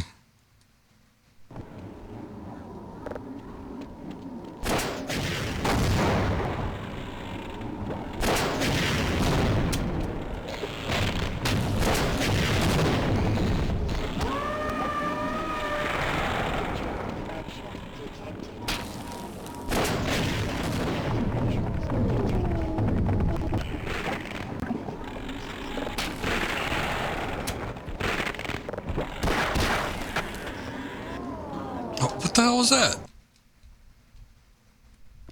Tried jumping, didn't want to jump.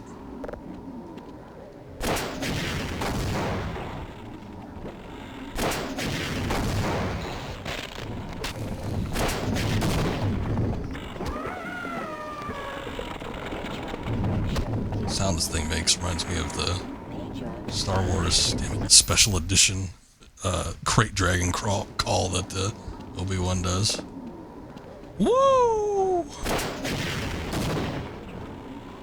It's very different in the original.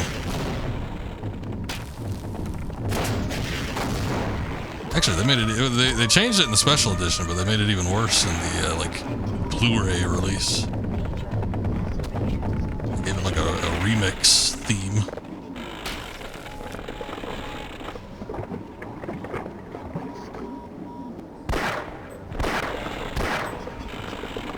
Oh, that thing is just shitting them out.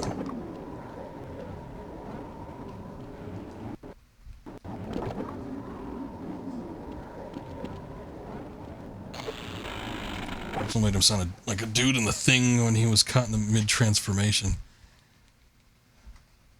I don't remember what that sounds like, but it sounded, you know, at least sort of like an animal. I should have the original right here, actually, on my computer. There's that file, 4K 77. There it is.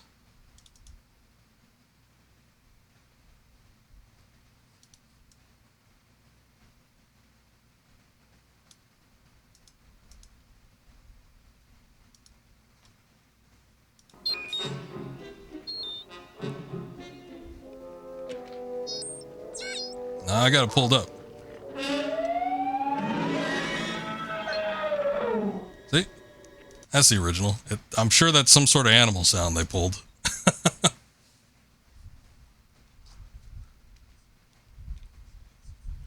thing.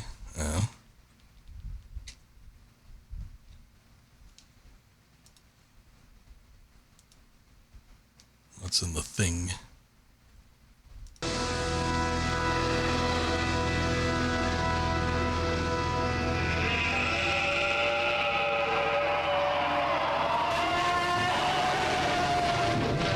Yeah, that one's a little better. It doesn't quite... It sounds like they might have modified an animal call as opposed to just like ripping one straight from, I don't know, the zoo. But, yeah, I guess they sound relatively close. Closer than the special edition versions, which is just got a guy saying woo.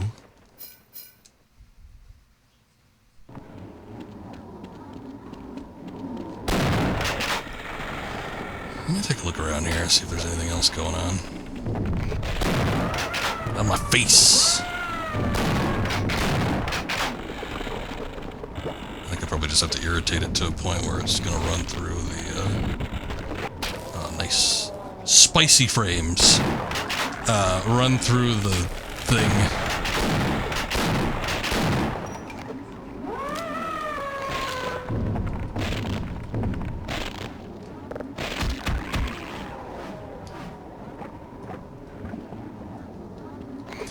Every time I goddamn jump at that point, it never lets me do it. I'm gonna save down there.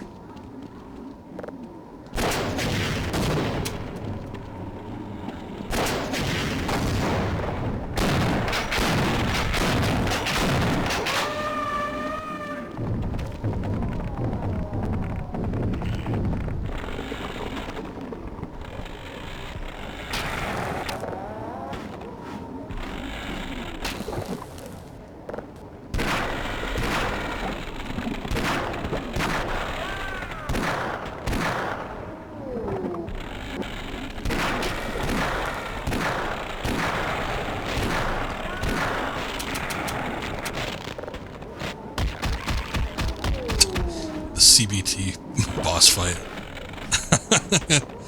That's one way to put it.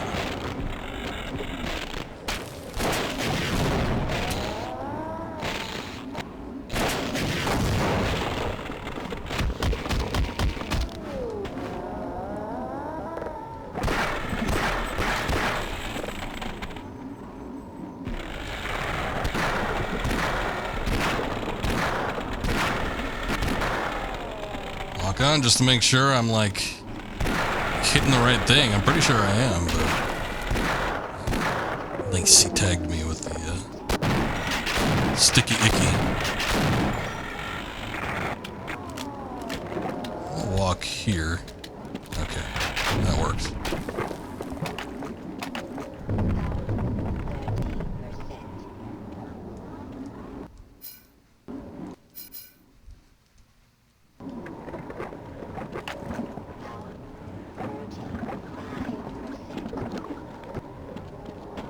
Hey. A pool of rejuvenation.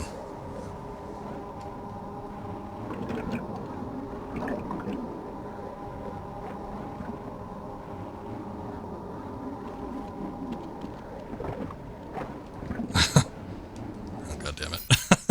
The Baja Blast. Entered the Baja Blast zone.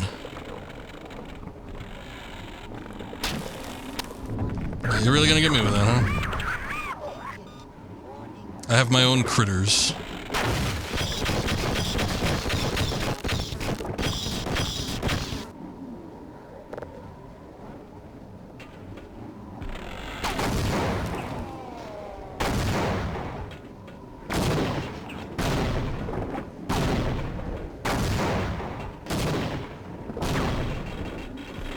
Throw one way the hell over there, see if I can break up that backing.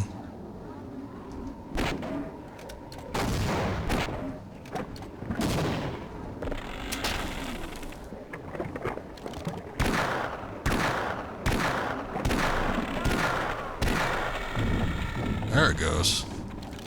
Okay, now let's reload and see if we can replicate that in some sort of fashion. Might have been hitting it at the wrong spot. I can't tell.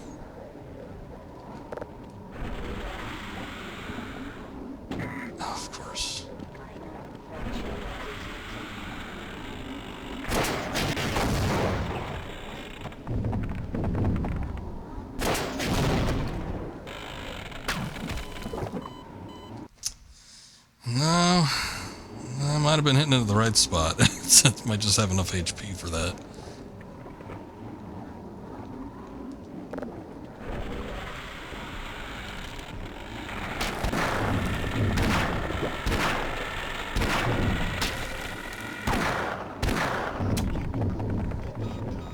That pretty much gives me the same results as last time.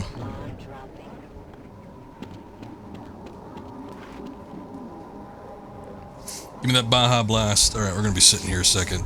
I'm curious, because I know they changed up the crate dragon sound several times, so let me see if I can find the other one.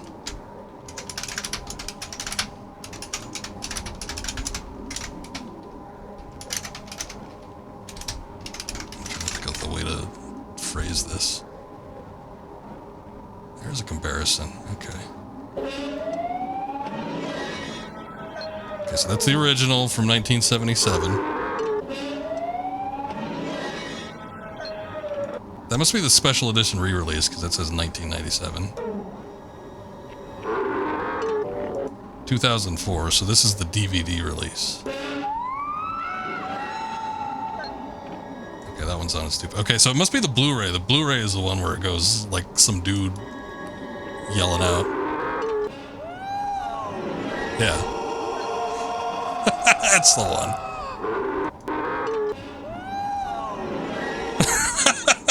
What is that? Woo! That sounds awful. Okay. I don't know the reasoning behind that one. Brad Bird must have had a tick up his ass or something. Let's do a quick save.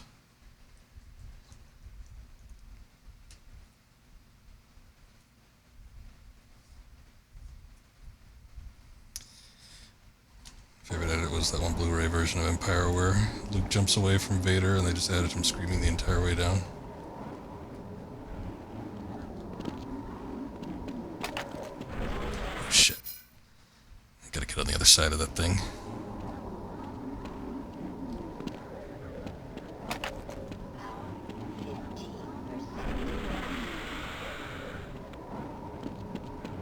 That was in the special edition? I don't remember that.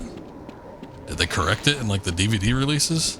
I saw the special editions in theater, but you know, theater experience isn't gonna be as memorable as like rewatching it over and over again. Really weird. I mean, I would have been in single digit age back then when that came out, so yeah, I would not have remembered that.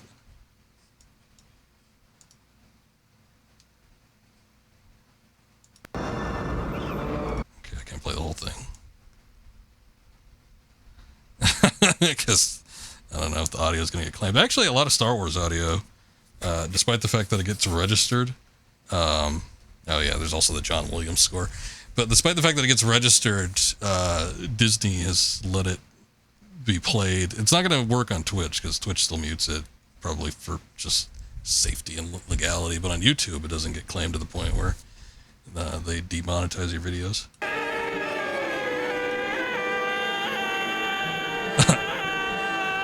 Okay, I can't play any more than that. Yeah, I mean, there is that one scream. I wonder if that was a reference to that. When did Jedi Knight 2 come out? Or no, it was just Jedi Knight. Because I love that scream that Luke has. That was in 95? No. That was Dark Forces.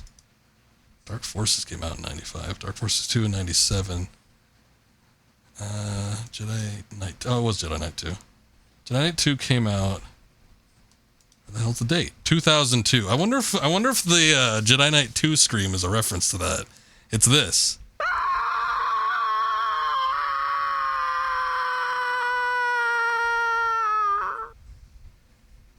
So, that's like the longest scream in the game, too. There's a number of lines that you could go through as part of the game audio, but everyone has a scream. Luke's is by far the longest. So that might be a call back to that. Nah, it doesn't sound like Hamill. I doubt they would have gotten him for ADR anyway for a re-release in theaters.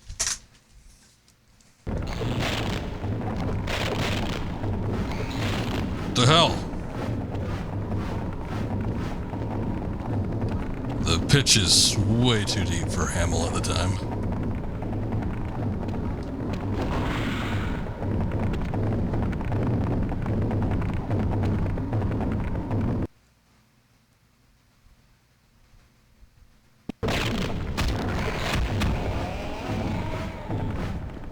Dirty son of a bitch still walking around here.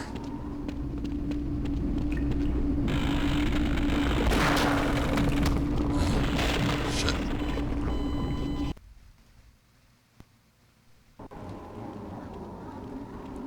I'm not saying it was ADR, I'm just saying that they wouldn't have bothered getting Hamill for ADR.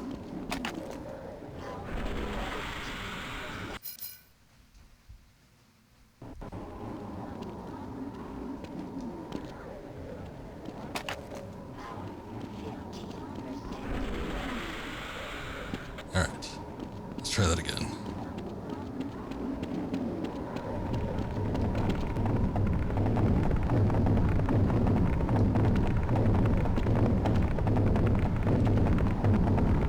Not in a joke fashion. For the most part, I actually don't mind the special edition. I do think that they obviously did some things that pale in comparison to the originals, but I don't hate the special editions like some people do. Ooh, we're getting laggy again.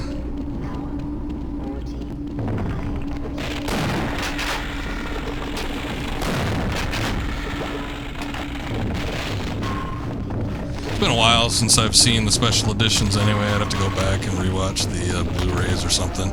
But the Blu-rays, I mean, they change the damn movies every time they release them, so it's like I could never get a good fix on which was in what version. Unless I read up on, you know, somebody that's made some sort of compilation or detailed account.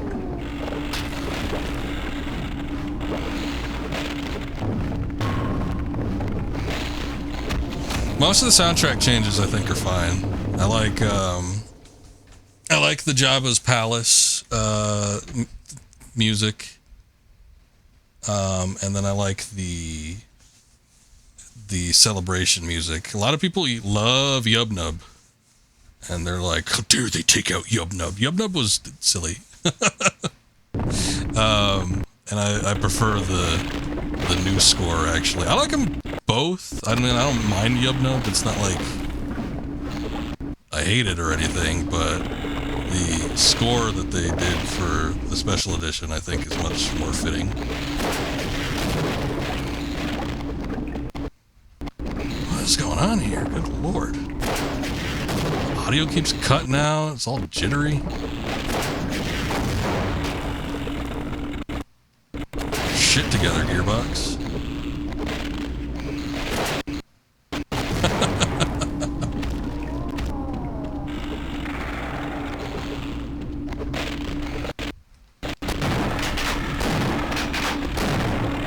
Ah, we got it. Maybe. I don't know. We broke it. The thing.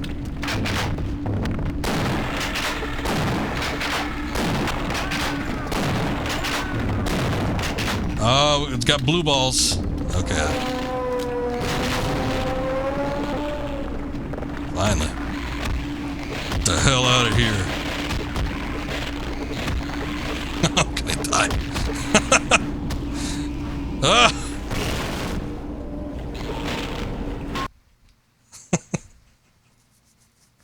There's too many little stupid babies. Interloper. That would be me.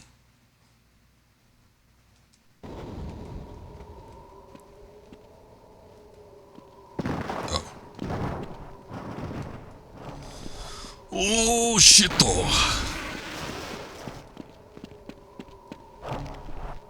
Nope. That's not what I thought it was. Ah! Well, naturally.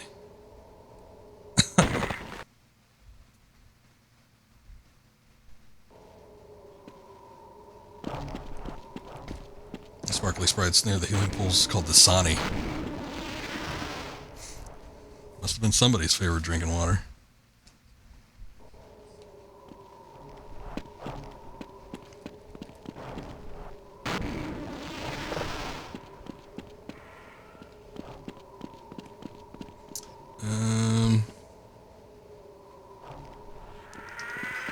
Great, we got these bastards back.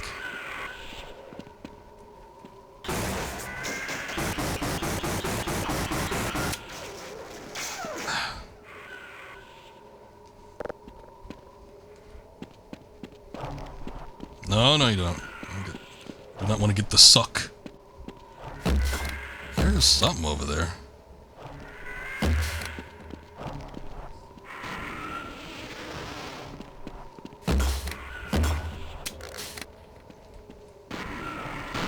Those look like twin-tailed horseshoe crabs. I think those maybe just disappear after a while. I thought I killed it, but I don't think I did. Alright, I think... Try to find a centralized one. Yeah, well, I would if I could. Alright. I don't think that's going to be the solution.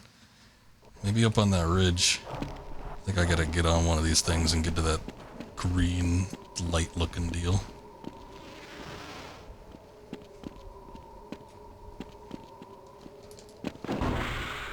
Oh, shit. How much health did I start off with? 30-something, right? 30. Ah, there's a gap there.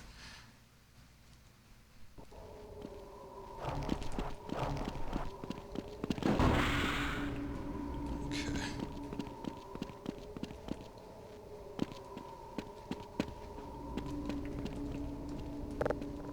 Oh, like that.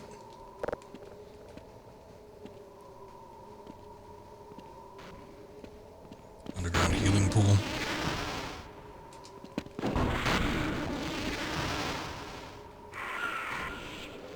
If I didn't manage to get on this thing, I probably would have looked for it.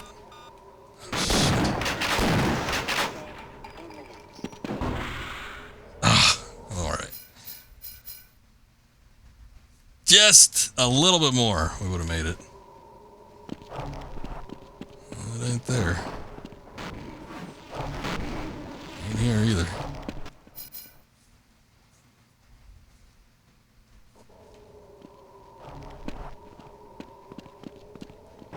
Not in those? Okay. The anuses.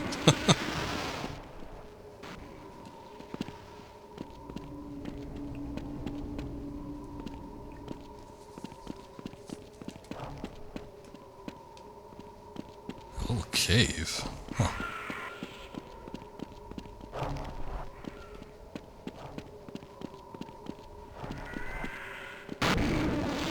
Ah, here it is.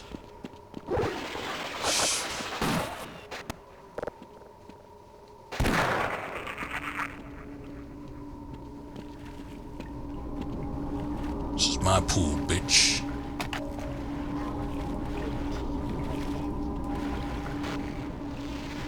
I'll call them the sphincters.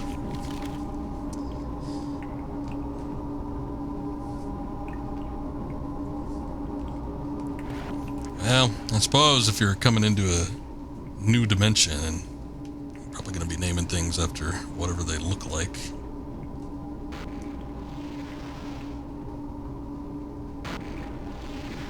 Probably could have made it to the light, but yeah, getting chased by those guys makes things a little more difficult. I do wonder what's down there.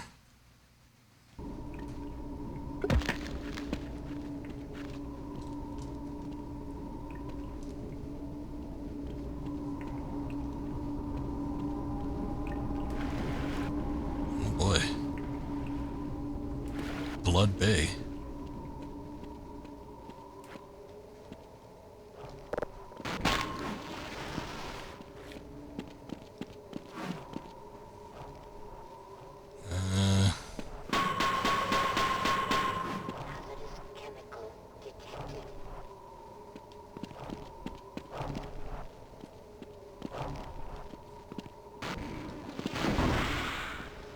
It's taking us way far out of the way. I wanted to go see what was in the little UFO.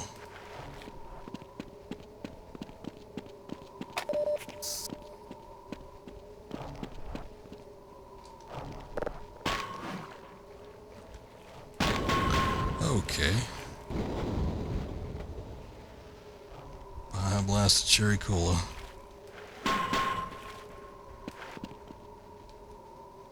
Ah.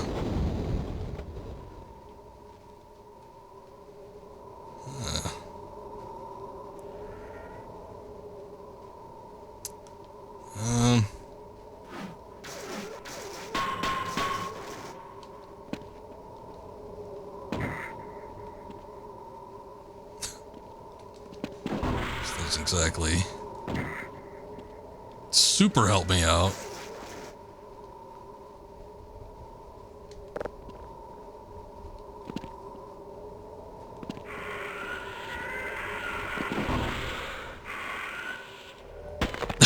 Damn it. I was hoping, I knew there'd be fall damage, but I was hoping I wouldn't, like, die. Actually, hold on. Yeah, we made it. I kind of want to chance it back on the little ships, though. I feel like that's a little bit better than, like, working my way down.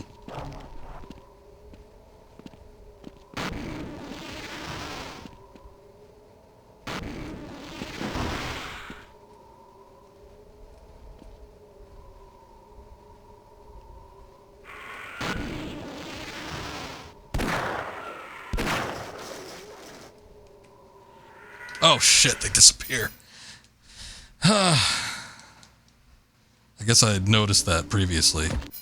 Hold on. I still think I could maybe, like, make the jump off of one. I want to give it a try.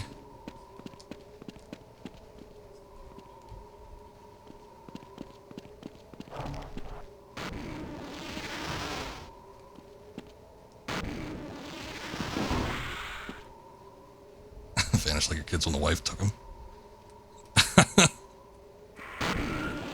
Fair enough. Oh, thank you.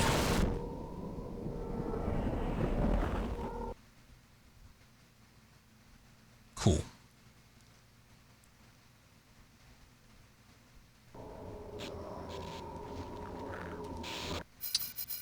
I don't know where the hell we came to.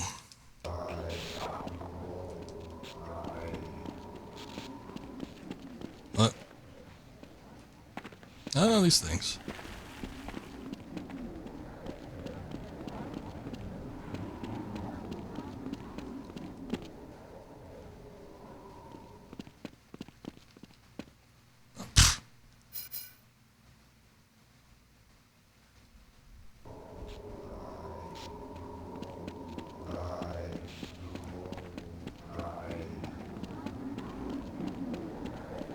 Gregorian chants.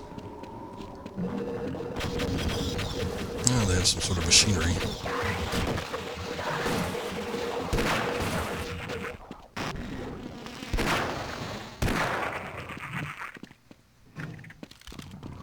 Ah.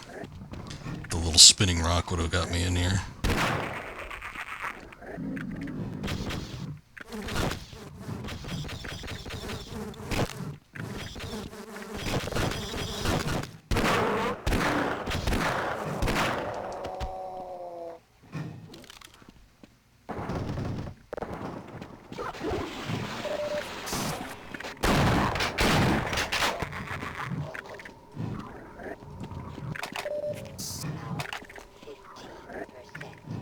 Rip.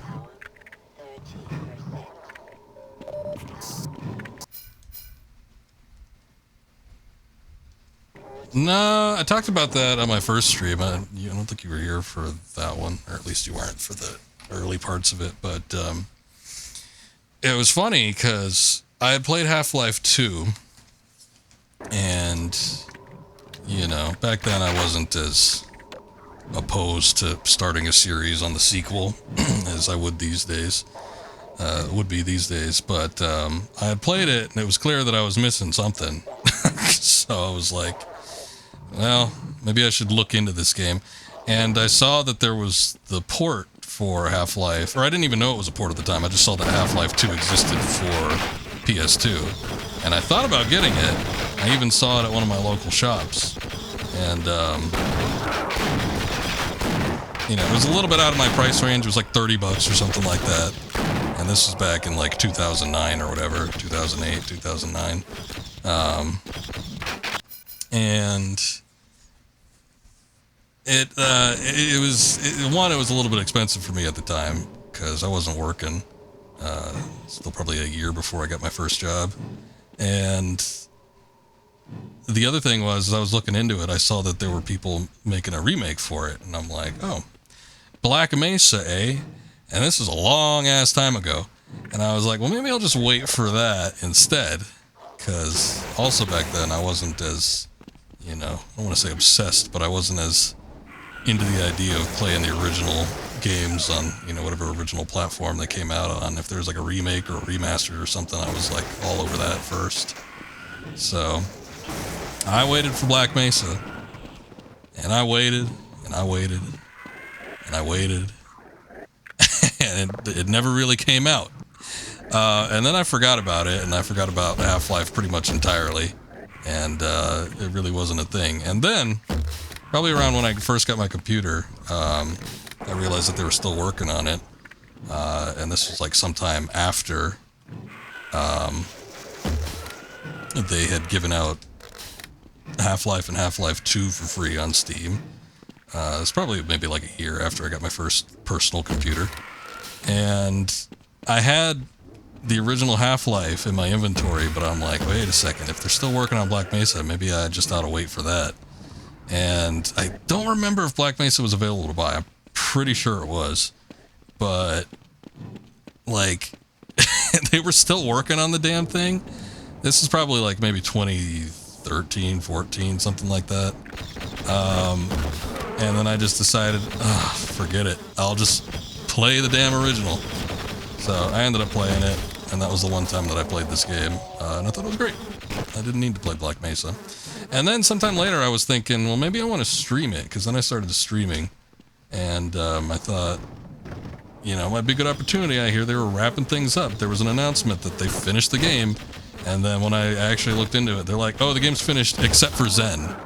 And I'm like, wait a second, that's the game. It's not like Zen is an expansion or something. Zen is like the ending of the game. So then I waited for like a year, because they needed to polish up some stuff with Zen.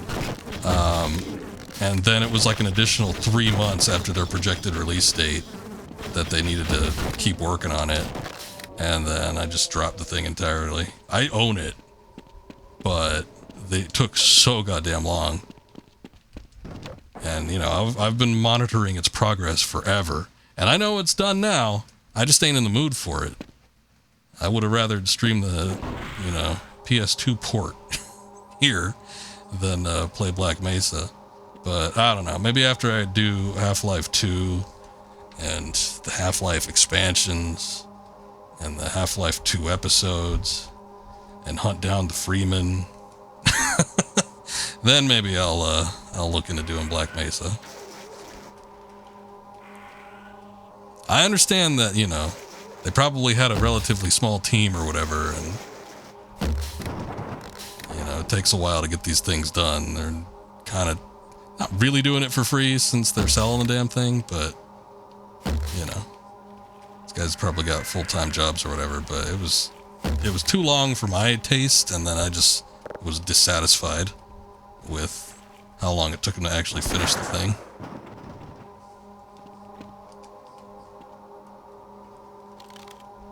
Very different experience, well worth it. Version final boss, probably a favorite Half-Life 1 boss battle. Yeah, that's usually how it goes for remakes in general, though. Not a remaster. Talked about this many times. There's a very big difference between remasters and remakes. But, yeah, usually remakes change things up a bit. You know, it's not like it was done by Valve or Gearbox, even. It was just, like, done by fans. So I'd imagine that there'd be a fair amount of changes and stuff.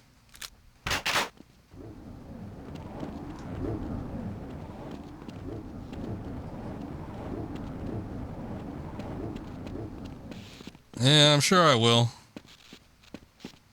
And no, like, hard feelings or anything, but I think it took over a decade for me, like, waiting for this game to come out. And I just can't be bothered now. I've got other things to do. Oh, Lord. There's probably nothing that way, right? Ugh.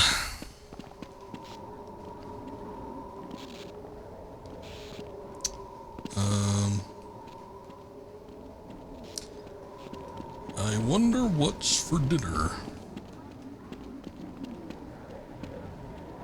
I don't know where this guy's going.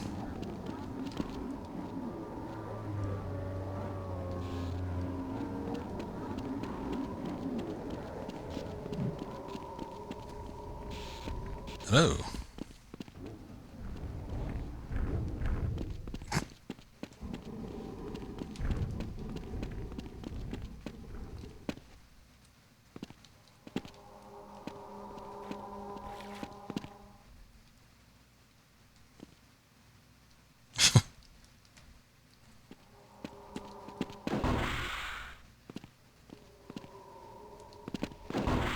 Maybe I could, like, dash my way through here. I'm so hungry I could eat an octorok.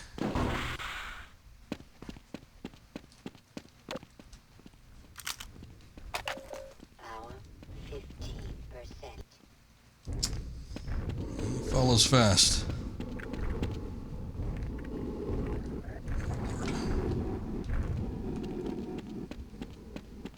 Lord. Still just waiting for me, huh?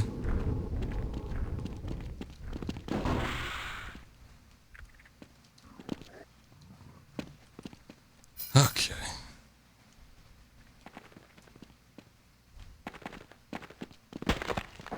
Sweet. Glad I made a save there. What's that noise? Keep it down back there.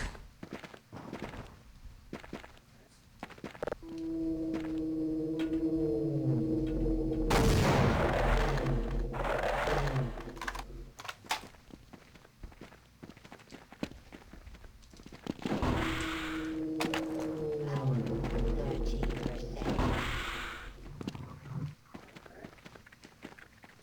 Cool.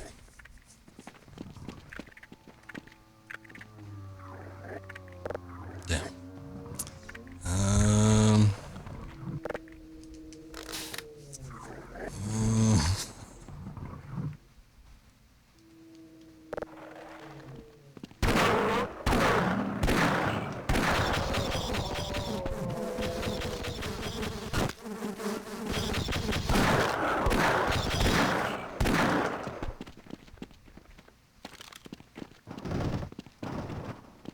Eh? Like jostling a box. All right.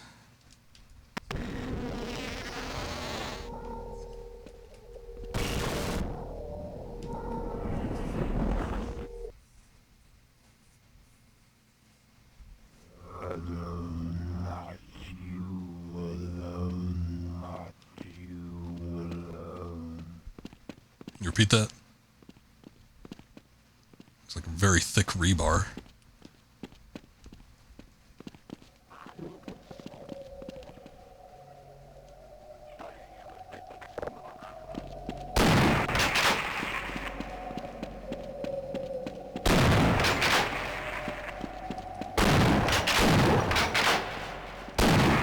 They're not attacking me.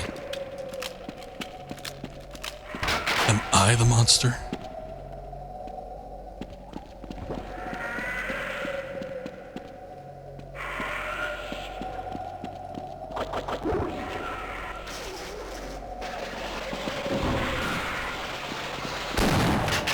Another one.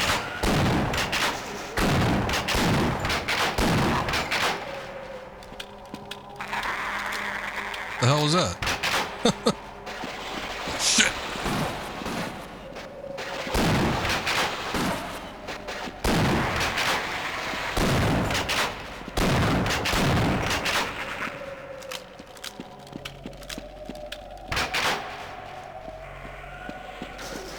flying. There they are. Flying bastards.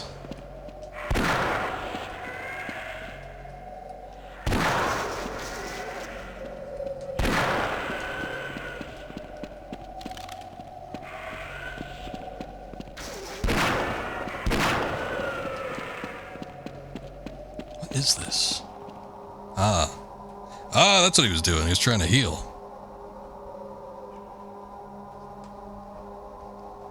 His secrets are now mine.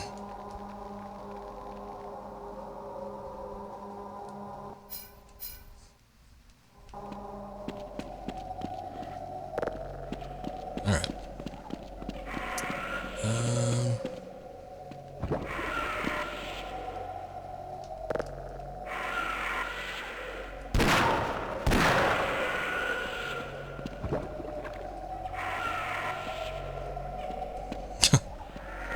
I don't know, that one was a little bluer than most. That might be that, what's it, the voltage? It's like in its raw form, it's Baja Blast, but when it's manufactured for company use. Oh shit. Well. Oh no, no, no. Oh no, no, no. Oh no. Yeah, I was thinking maybe it's a... God damn it. Maybe it's some kind of healing pool, but I seem to be taking damage when in there.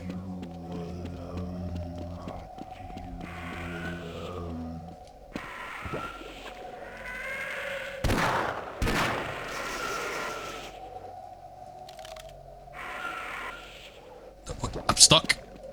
Okay. Good, good, good.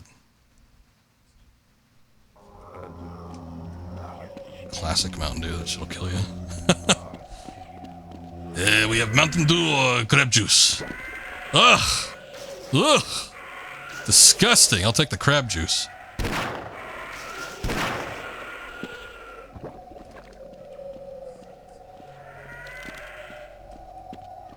Or somebody bought me a case of Mountain Dew, and boy, it sat around for a long, long time.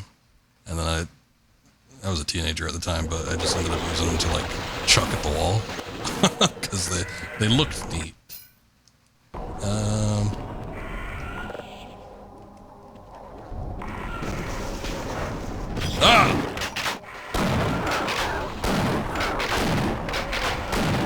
Turned into Watto. Yeah, that's my my Middle Eastern salesman. I forget what he was selling in that. Krab Kalash! That's what it was. Ah, look.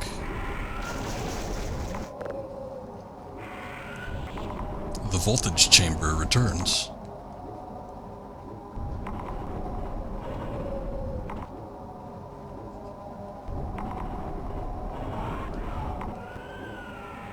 Waiting for this guy to come back down. Sounds like he's moving around down there.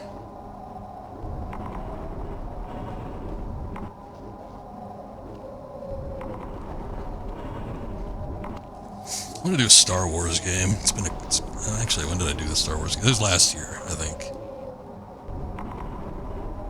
I did like a grip of Star Wars games. No, it was 2 years ago. 2022. Yeah, it's been a while. I did a grip of Star Wars games. Last year I did Jedi Survivor because that was new. But when I was doing like multiple Star Wars games in a row, that was a couple of years ago. So it's been a minute. I gotta hop back on something. I want to do some of the weird ones.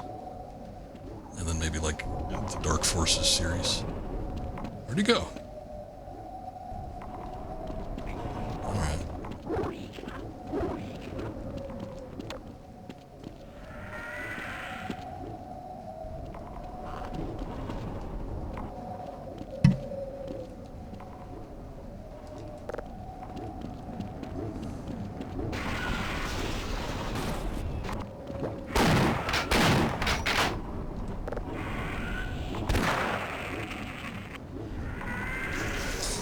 Son of a bitch. Damn, that took out a lot of health. I'm not even sure what got me there.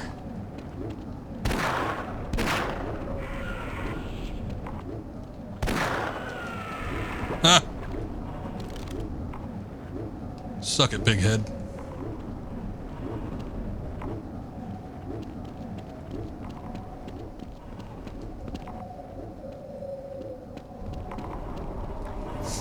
I've been getting a hankering to play as the episode 1 game. Like the episode 1 game, not like Racer or, I don't know, Jar Jar's Speak and Spell. There was one, it was almost kind of like an immersive sim. Later playing games like Deus Ex and, System Shock 2 and stuff, it's like, I look back at that Phantom Menace game and I'm like, oh, this is kind of similar with like the dialogue system and everything and the choices that it offered you to do. A very interesting game. I had it on PlayStation, but I hear that the PC version was slightly enhanced of that version, and it damn well should have been, because the PS1 version sucked. But I found the ISO to it. I have not attempted to run it yet, so I don't know how well it's going to go over.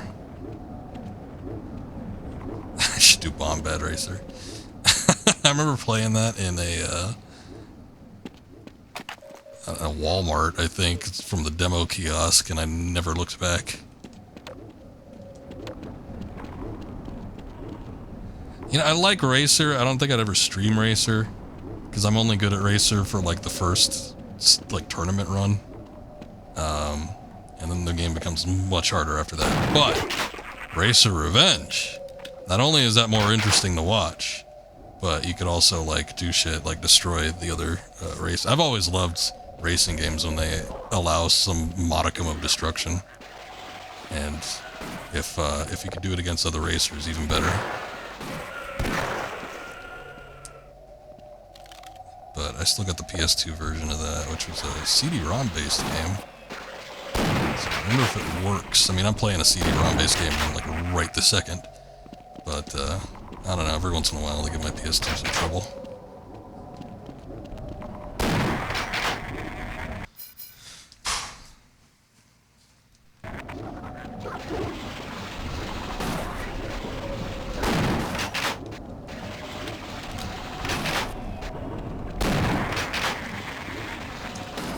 It hasn't been that long since we've done a Star Wars game, because I did the Rogue Squadron series pretty recently, like this year.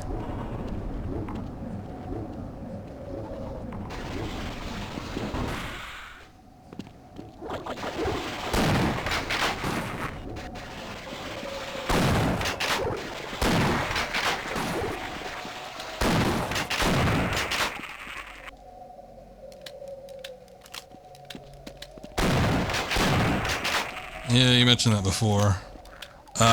If it came to the point, I'd prefer to just play discs, because I own them. So it's not like I'm going out there and purchasing this crap before I stream it. Although I did with this particular game, but it's, special circumstance. But, for something like Star Wars Racer Revenge, I would really just prefer to use the disc I have on hand. If it came to a point where it wouldn't read, I would just emulate it.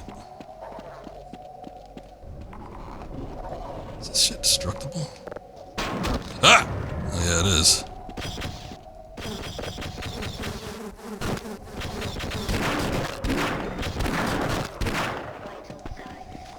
Oh, Lord.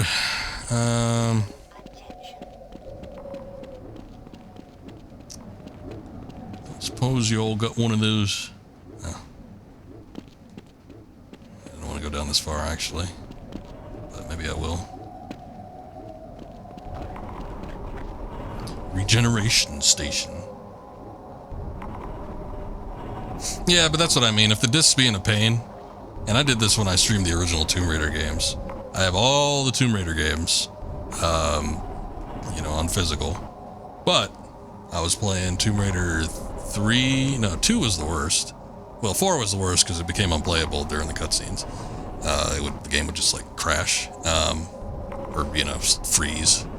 But 2 was pretty bad, and then 4 didn't work at all after a certain point. So it's not like I went to look and mod my PlayStation. I just booted up RetroArch and tossed the ISO in there. called it a day after that.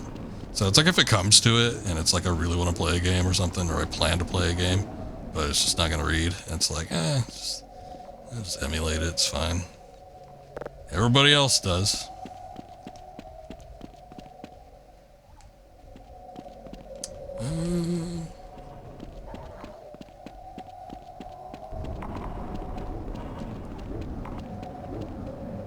That's right.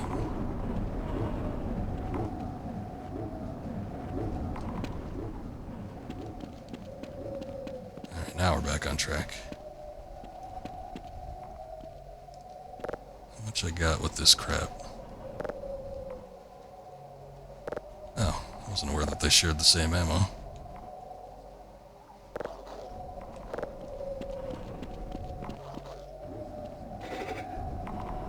Oh, there's a health station right over here. Although there are enemies in here too, I probably would have died. Shit, I'm gonna die right now.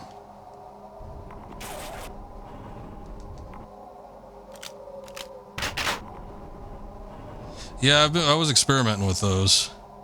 I turned my friend on, who also streams to RetroArch, and had him look at the shaders. He always picks the worst ones. Daylor, I don't know if you're here, but you picked some shitty shaders, my friend. He was doing some arcade games, and I'm like, try the, like, Hylian Curve, or, you know, something that like, replicates CRT. It'll smooth out the pixels and make it look less, rigid and stuff, and he picked some crap where it like upscaled it, but then also made everybody look like a blob monster. It like super smoothed everything out. He's like, yeah, that looks pretty good. I'm like, yeah, I guess. If you say so. Ah, that's what it was. Yeah, it's like some extreme upscaler, and it, you know, especially if it's like a low resolution game, it super smooths it out, and everything looks completely rounded. I don't know what the hell it was, but if I ever saw it on my end, I would immediately turn it off.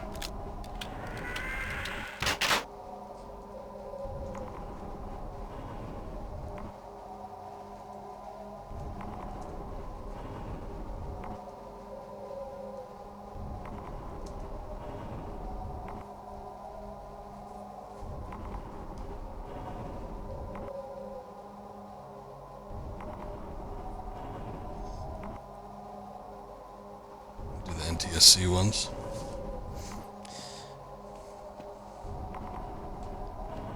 That looks pretty good.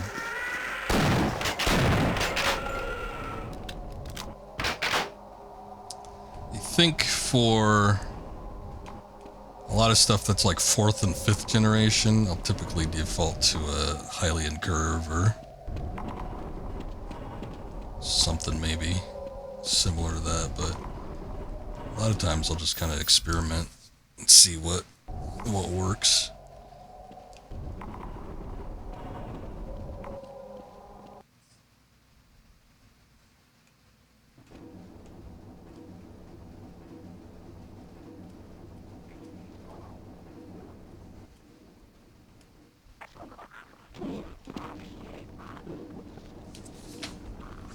All right. Something different looking here.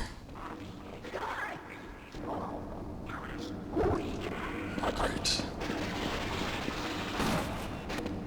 Big-headed bastards.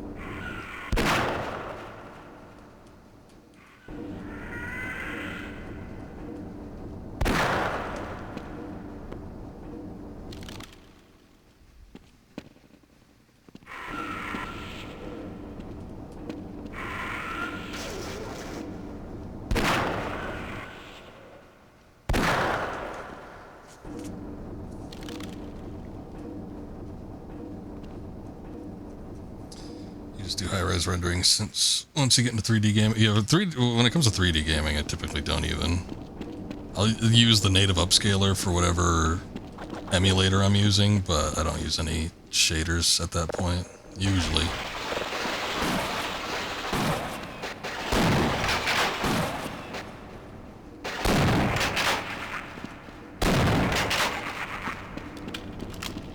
Typically you won't need them for most games that use 3D models, but yeah, you're right. If there's like a ton of pre-rendered backgrounds and stuff, that might be a case. But, you know, that's still kind of like 5th generation territory where, you know, not everything is rendered with a 3D model.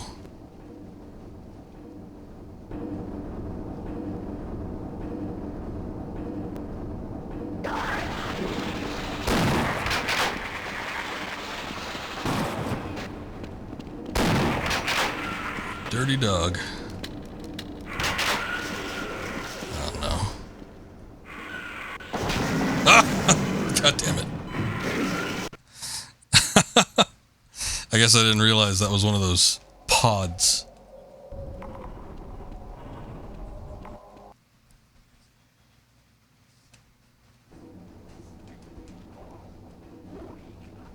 This thing feels like a From Software, like, fall down this giant hole portion of the game. Of course, at the very least, we don't need to take damage.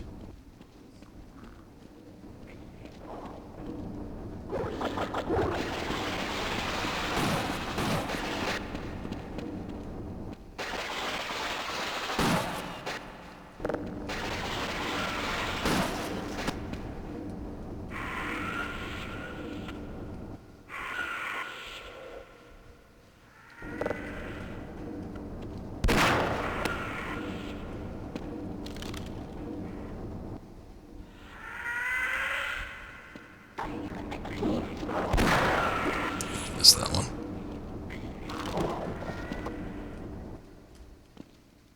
It's pretty good with them the first time around.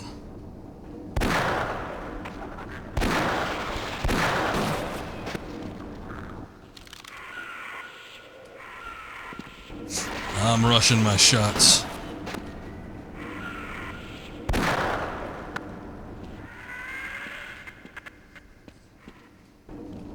Crusty audio.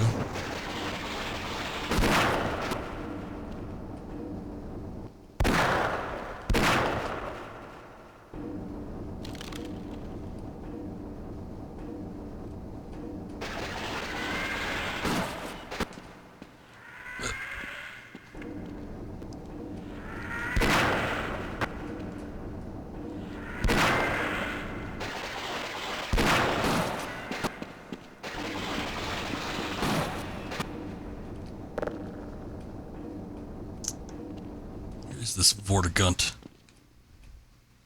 I think he's still in the elevator, actually.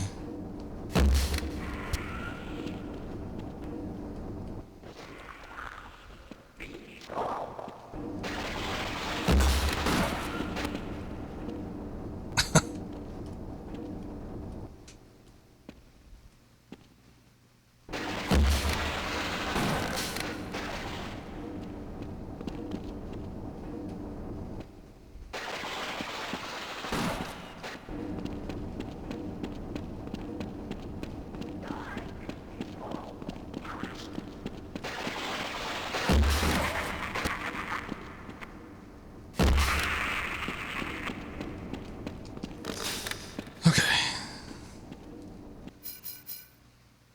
Down 24 points of health, but I'll make do.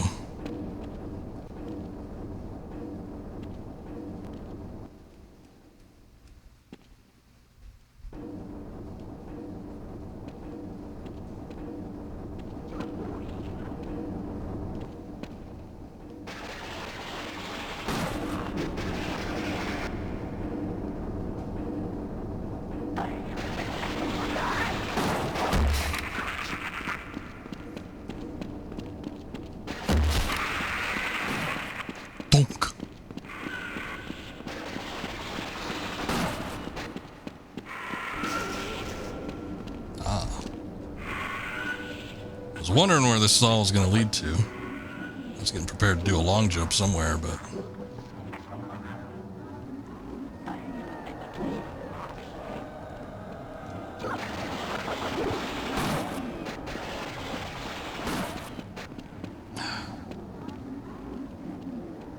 that's a lot of something. Oh, satchel charges.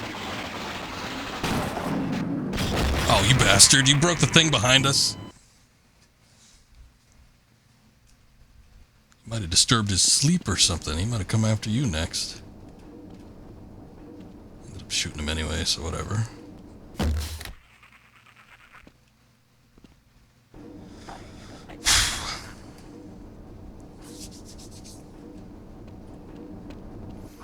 I got a mild want to play, or stream I should say, the Silent Hill games after Team Silent's run was over, but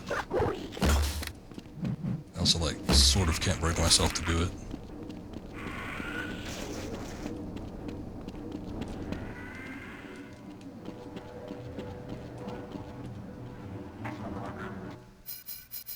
Oh yeah.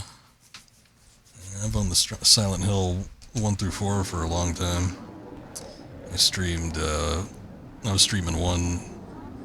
one Silent Hill a year or two, so that was kind of like my secondary playthrough on most of those.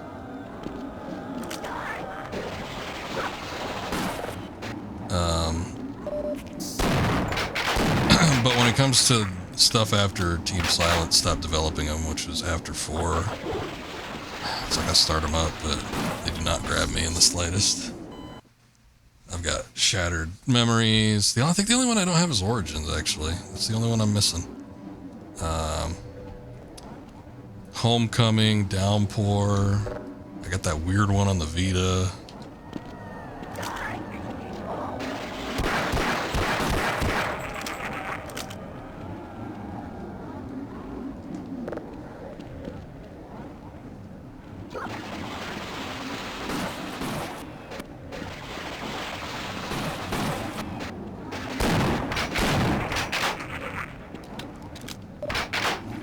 Most Konami series, Silent Hill suffered a fate worse than death. They became dull.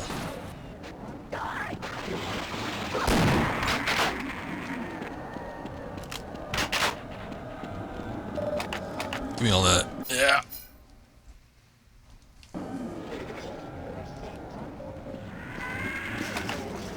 There.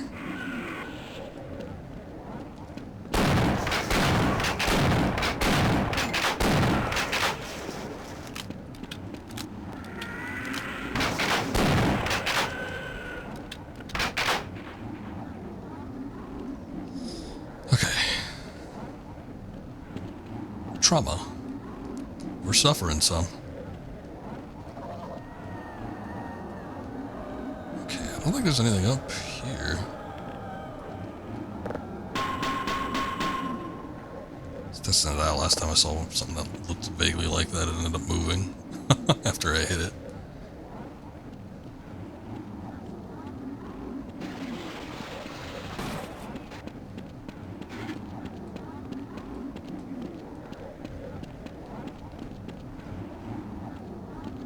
I'm trying to think, are there any Konami IPs that are doing okay?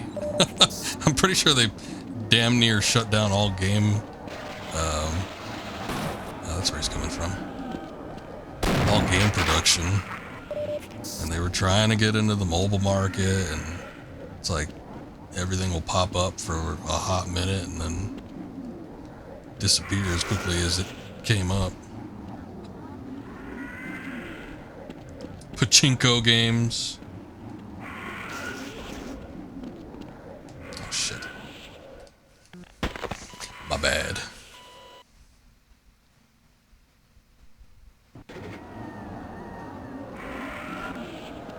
Nah, I got a friend that talks to me about the announcements that they do, but I never watch them myself. I'm slightly interested in the Silent Hill F, or I think that's what it is, but I've got no interest in that series anymore. Nothing they've shown or done.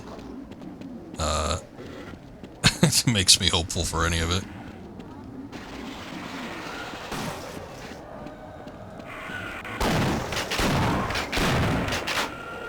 The sad thing is, I'm still thinking about getting the remake for 2. I know it's going to be awful, but I'm just so curious.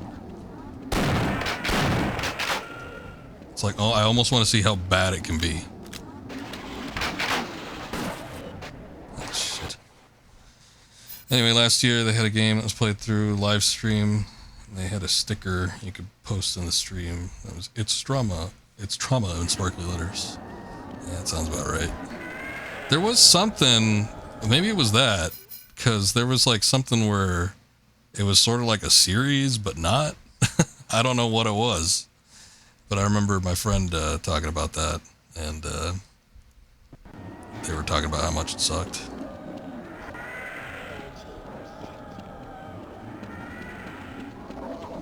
Well, honestly, I think there are bigger problems with it, aside from the HUD.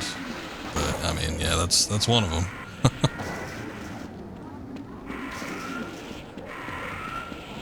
I have a strong feeling that they're probably not going to get any of the theming correctly.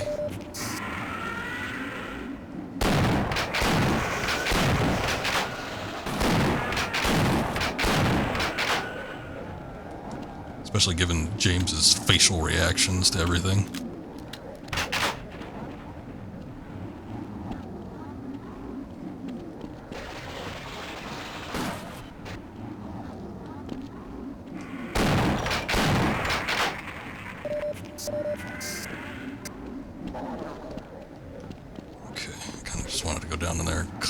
Stuff, but I don't think I needed any of it. Ah! Still get me from that angle, huh? Oh, that was weird. His corpse falling like prevented me from moving. Okay, so there was an additional. Is this the same damn thing? I think it is.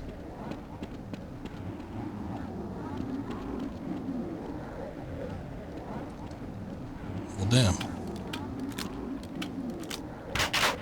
think Silent Hill's series had a moment where he told you about being included in mandatory cult orgies. Wait, what? I think the Silent Hill series had a moment where you were told about being included in mandatory cult orgies. When?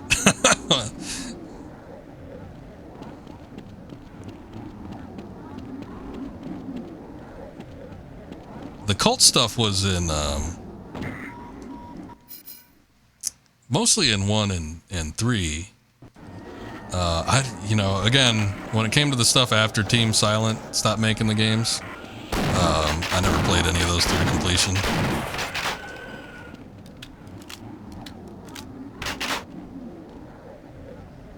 Give Silent Hill 2 remake a bit of credit. Actually, the latest gameplay footage seems like they actually took criticism to heart because now his face reactions look more like it did in Silent Hill 2. Yeah, James is supposed to be a little more distant than as emotionally distraught as they made it seem. But I mean, you know, a little hint of emotion is fine. But the those facial expressions were like chewing the scenery bad.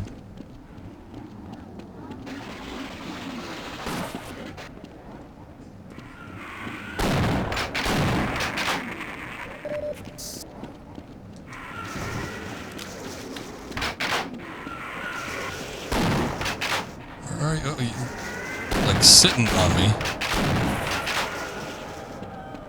Don't take too kindly to that. Okay, I'm gonna reload. I'm gonna go out one of the exits and see if there's something else, because I don't think there's anything in here, unless there's something like I need to destroy.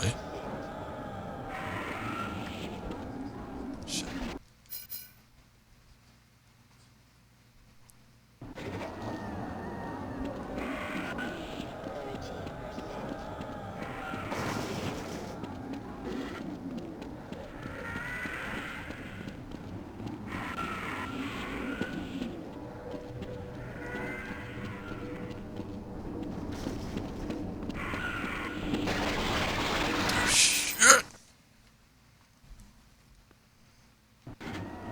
Every other time I jump, I'm like going too far, but I think I kicked back on the movement stick just a tad and I halted immediately in midair.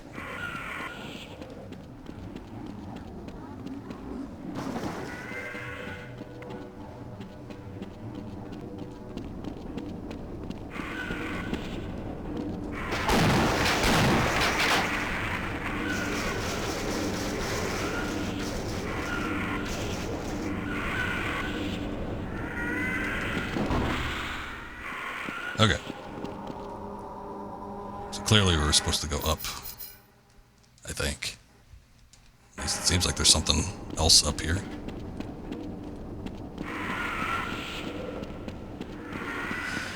Oh, maybe not.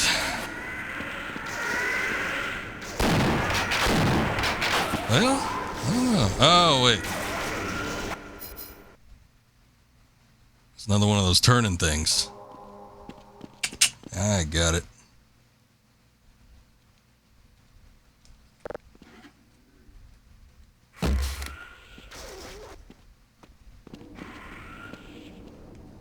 Ooh, that's a long one.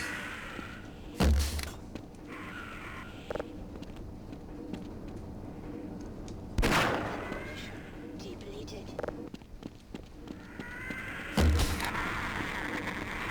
Oh, come on. I wait all that time and I fall off.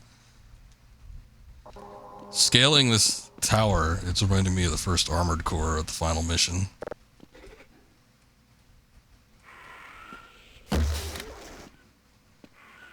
With its awful, awful platforming.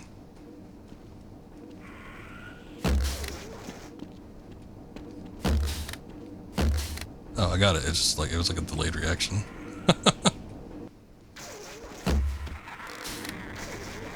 Got you too, bitch.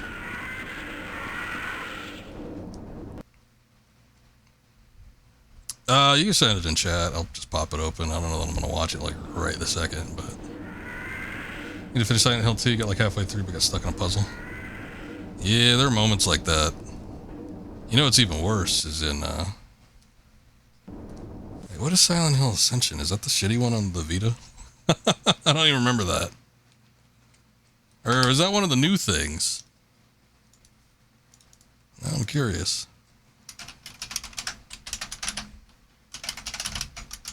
Ascension. That looks new to me. It has a rating of 2.2 in IMDb. Oh, this is, I think this is that thing I was talking about. Let me see. Yeah, this is that like series or something. Of right and wrong. This is about survival. I thought you understood what was at stake. I do. Fortunately for you. Yeah, this looks bad. This looks awful. Anyway. Silent Hill was never about, like, the cults and stuff weren't like sex cults. They were like, I don't know, god cults. Oh, so yeah, I thought so. I'm like, that must have been it, because it's like some sort of streaming thing, live stream. The chat could use that sticker.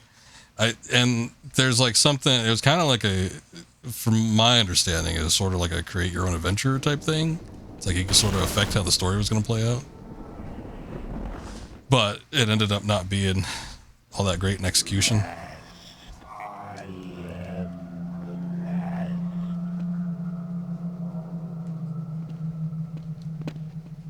Did we finally make it? Final boss. Oh, I don't think I have the final boss clip. I do have this, though. It's time to end this once and for all. It was fighting the final boss. We haven't done a hard save in a while. It went how you expected. Yeah, I can imagine. Yeah, I heard some bad things about it. Again, my friend, who is much more into Silent Hill than I am, was relaying the modern things to me. And more into Silent Hill and the fact that they're still willing to tolerate the new stuff, whereas I left a long time ago.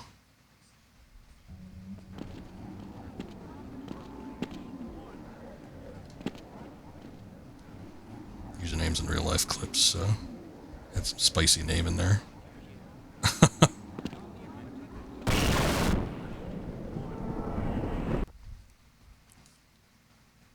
It's a good day to do what has to be done by me and help my brother to defeat the enemy.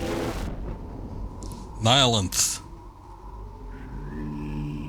Ah, there he is.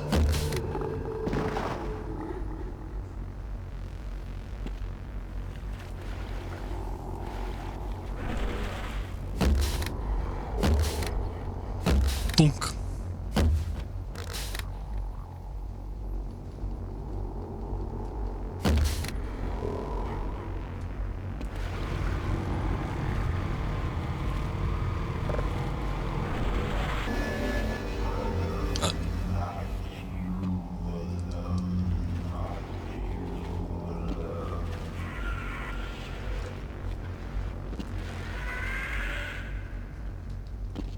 Okay, this is where the gravity gets like real funky.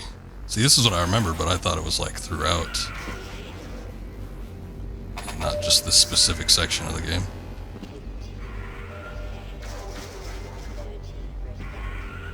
Shit. What is actually, oh, up there.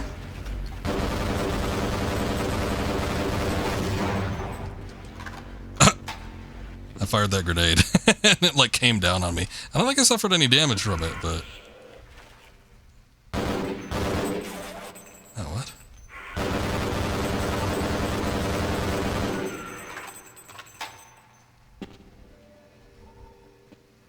I don't think it's gonna work out.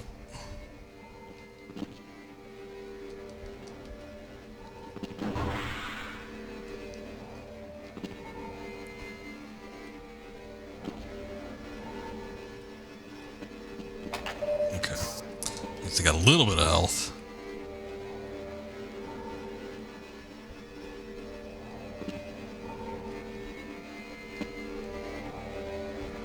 Shit.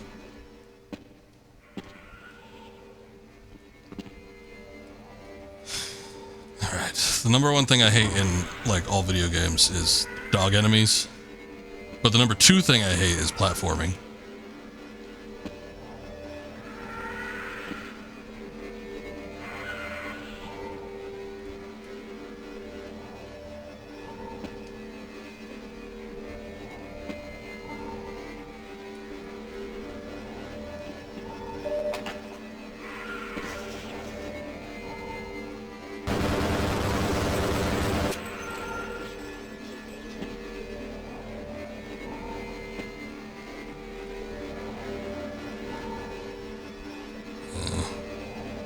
Sure hope I just jump into that.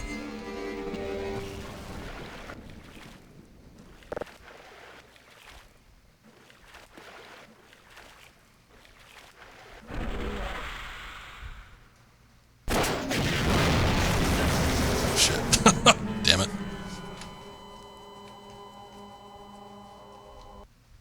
I don't even know what those are. I don't know if I gotta kill those or not. Let me see. They sure gave me a handful of the RPGs, though. So, I gotta use them on something. I don't know if the big baby head thing is taking damage or what.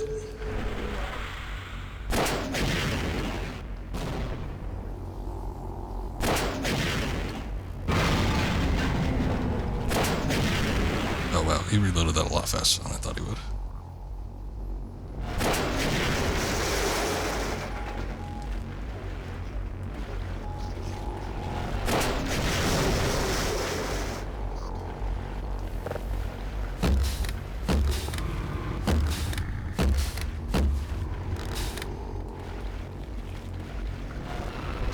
Getting some beautiful frames here.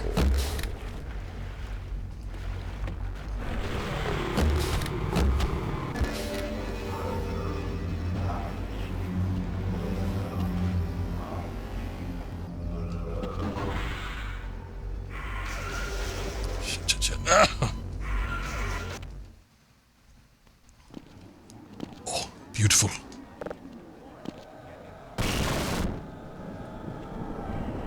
See more frames in the home decor aisle in Walmart. He ain't lying.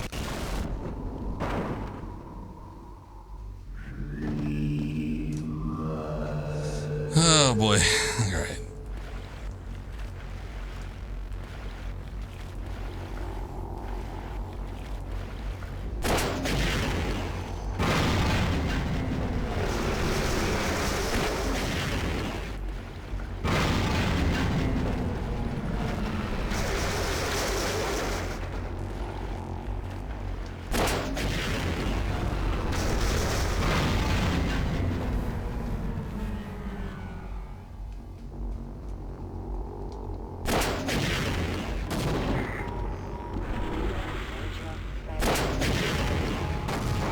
Oh, his head opened up. Shit. Ah. Okay. I heard that there was damage being taken. I wasn't sure if it was from that point, though. I guess falling on the ground softens the blow, like the very bottom ground. But anything else, too much.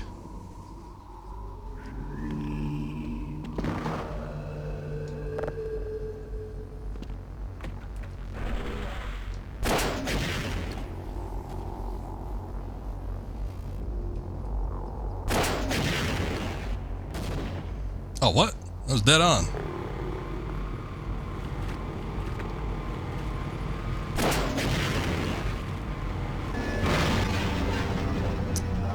Oh, forget this.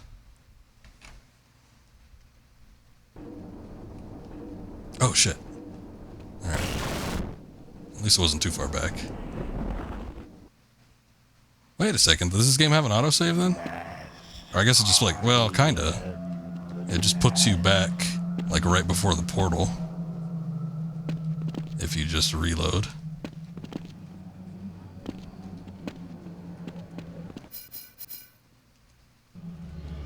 So we had done it a couple times. I thought I made a save right there.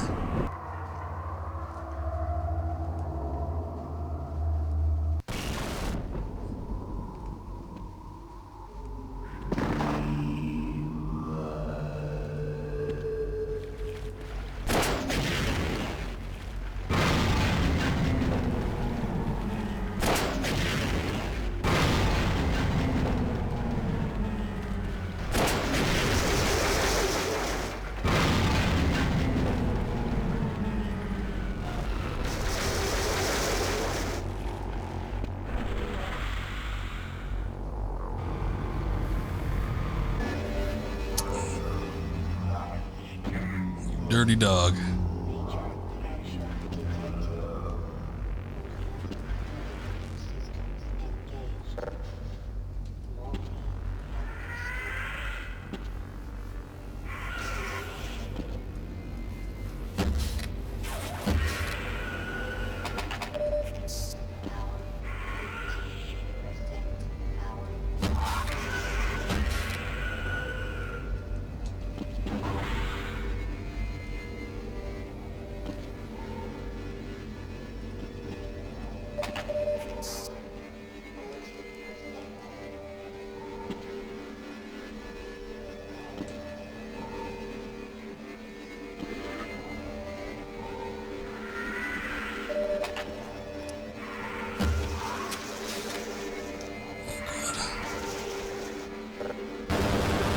Longest reload in any game, or any gun in this game.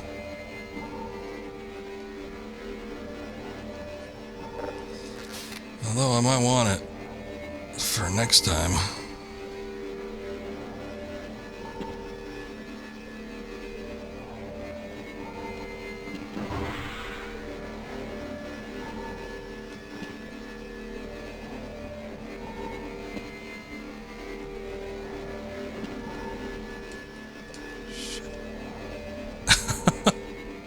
Oh no! It's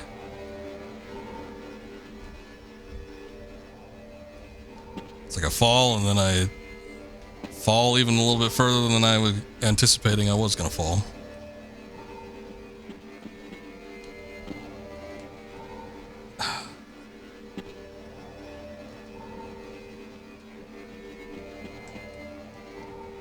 God damn it.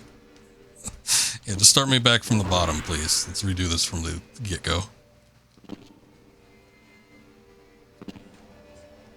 The frustrating thing in Half-Life 1, I don't remember this being a problem in Half-Life 2.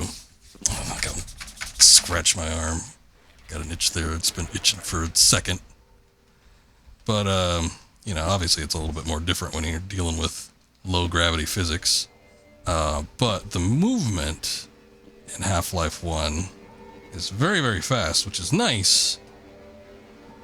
Maybe I should, like, crouch. That might help. It's nice when you're getting chased by enemies and you have like arena. It's very much like an arena shooter based movement, and you're just like skating across the floor. But when you gotta do like platforming and shit, it's not fun. As I said, I hate platforming. I am not good at it. And platforming in the first person perspective is even worse than like any form of 2D platforming.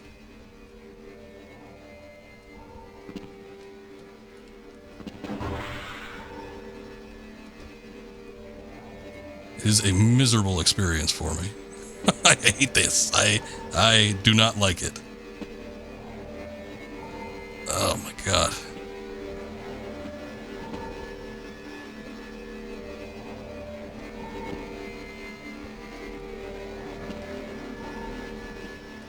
Oh, you gotta be kidding me. So I got to the very top and fell all the way down.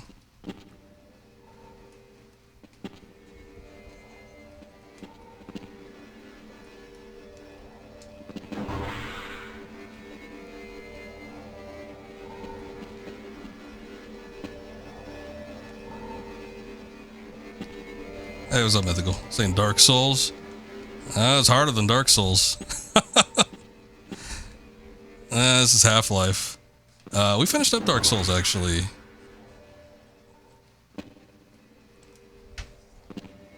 Also, I'm doing alright, I guess. I just have to put up with miserable platforming experience.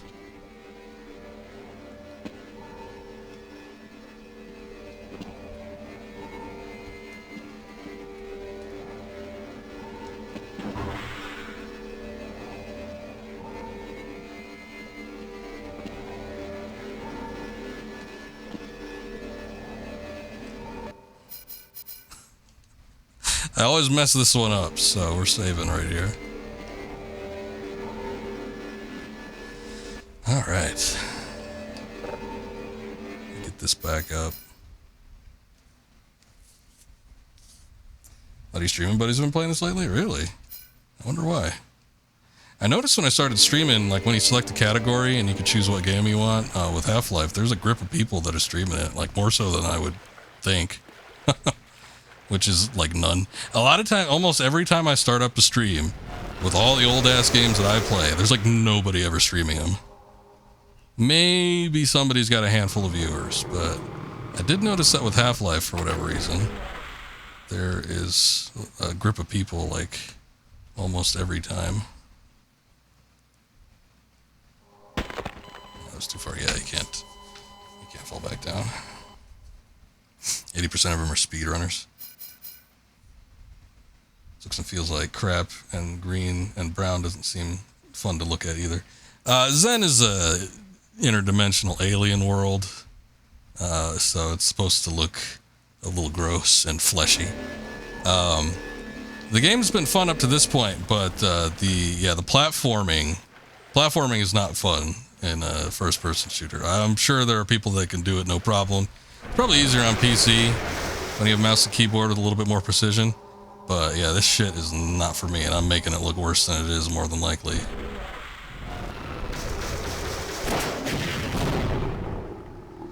There's a way to get over there. I swear I got over there before.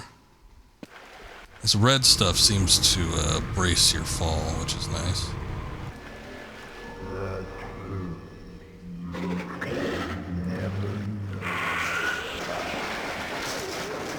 Yeah, I mean, it ain't great.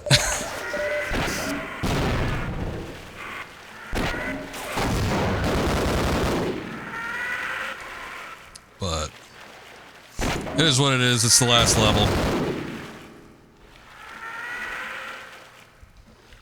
We're fighting the final boss.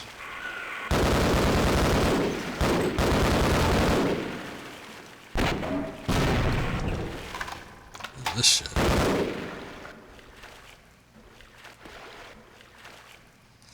I need some dedicated 7th Cross Evolution streamers. I don't even know what that is. What is that?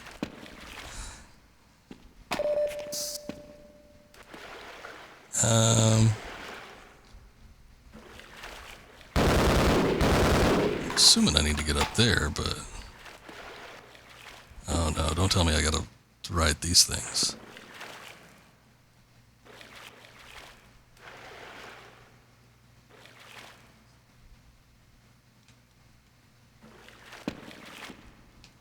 Take me with you.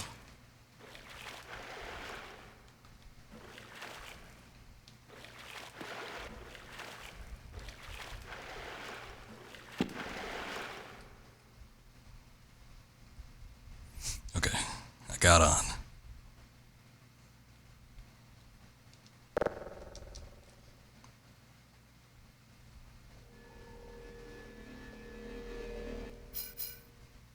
I don't know if this is a good idea or not, but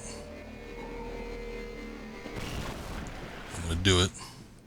Dreamcast Spore. Oh, I'm not terribly familiar with the Dreamcast library, unfortunately. It's only relatively recently that I've started playing that. I still need to get back onto the... For a while, none of my capture cards... This is before I got a retro tank, but none of my capture cards were actually capturing the Dreamcast output signal. The signal was just too low for it to be registered. So it never showed up on my TV. Well, no, it actually captured... I think it captured through the capture card. It's never captured through my TV. Oh shit, we got hit by another one of these things? This might be mandatory because there's a different one each time.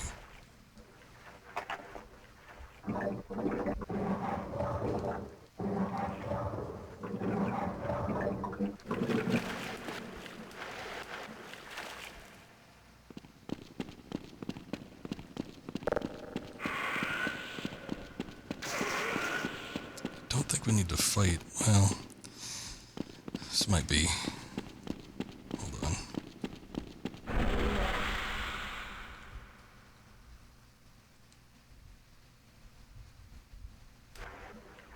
At least we landed in the sticky icky.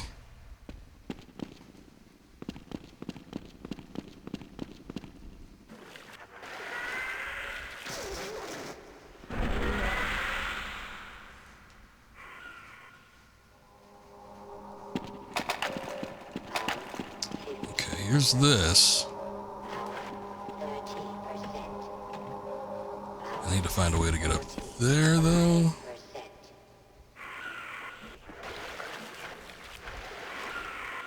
Hopefully this jump pad will do it. Okay, somebody hit me in midair.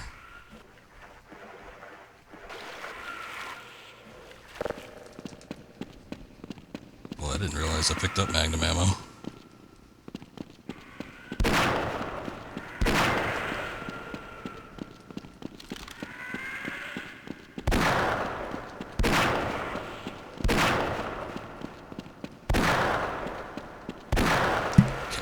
That much. Okay. Before we got rudely interrupted.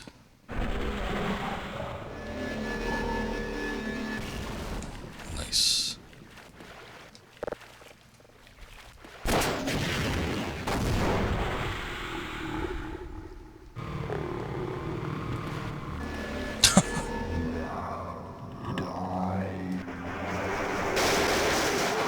They put me in the same one. Oh. Nah, I'm good on that. Thanks.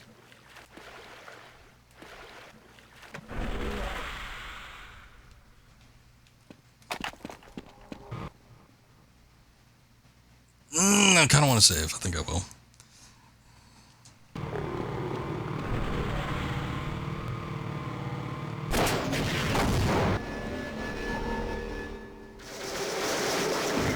I I saw his head open up at some point. I don't know if there's like a way to get him to do that.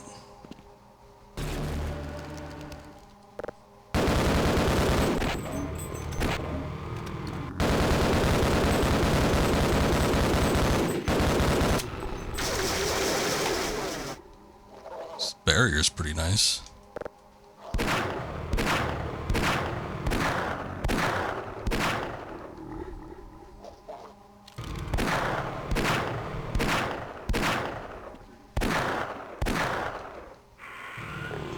Even when I lock on, it like goes straight for the head. It looks like there's like blood or something popping out. I don't know if that necessarily means anything though. See that? Okay, there's his head is like popping open a little bit.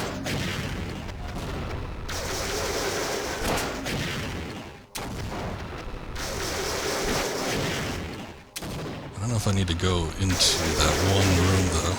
Oh look, it's fully open.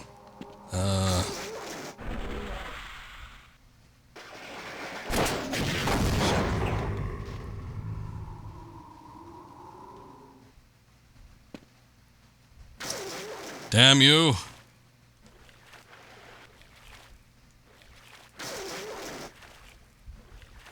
There's one a Vortigut. There's one. That's not gonna work. One platform that's like remaining up there, but I don't think I can make it with the jump pad that's on this platform.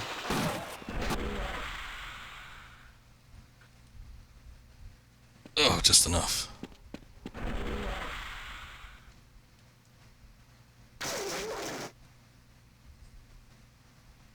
Maybe if I get a running start or something, I don't know.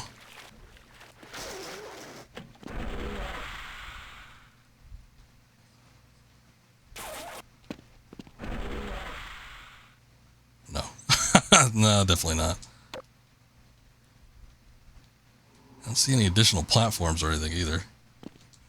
He's not launching the portal shots at us anymore.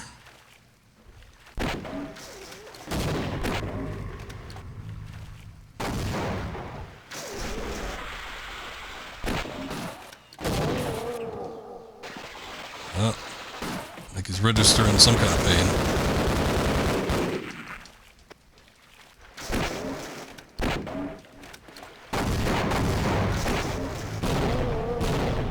Oh! Oh wait, that's a grenade. Does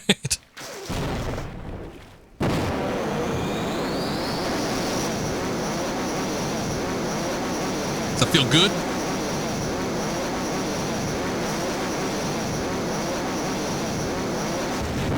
That's a shitload of damage. I think maybe we need to do something else.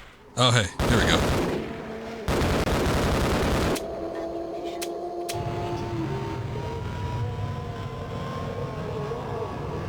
He's trying to scare away the sound people.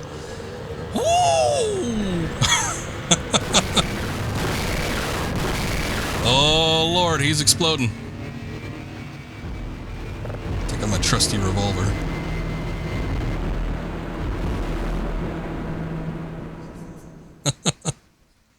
Hey, we did it.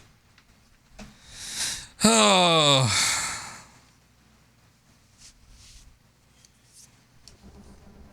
Ah, you. Gordon Freeman in the flesh. Or rather, in the hazard suit. I took the liberty of relieving you of your weapons. Most of them were government property. As for the suit, I think you've earned it. The border world, Zen, is in our control for the time being, thanks to you. Quite a nasty piece of work you managed over there. I am impressed.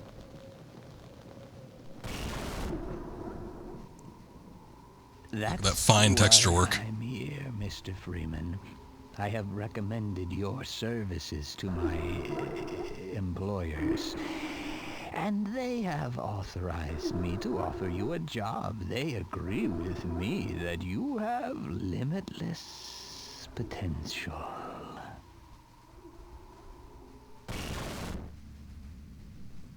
You've proved yourself a decisive man, so I don't expect you'll have any trouble deciding what to do. If you're interested, just step into the portal, and I will take that as a yes. Otherwise, well, I can offer you a battle you have no chance of winning. Rather an anticlimax after what you've just survived.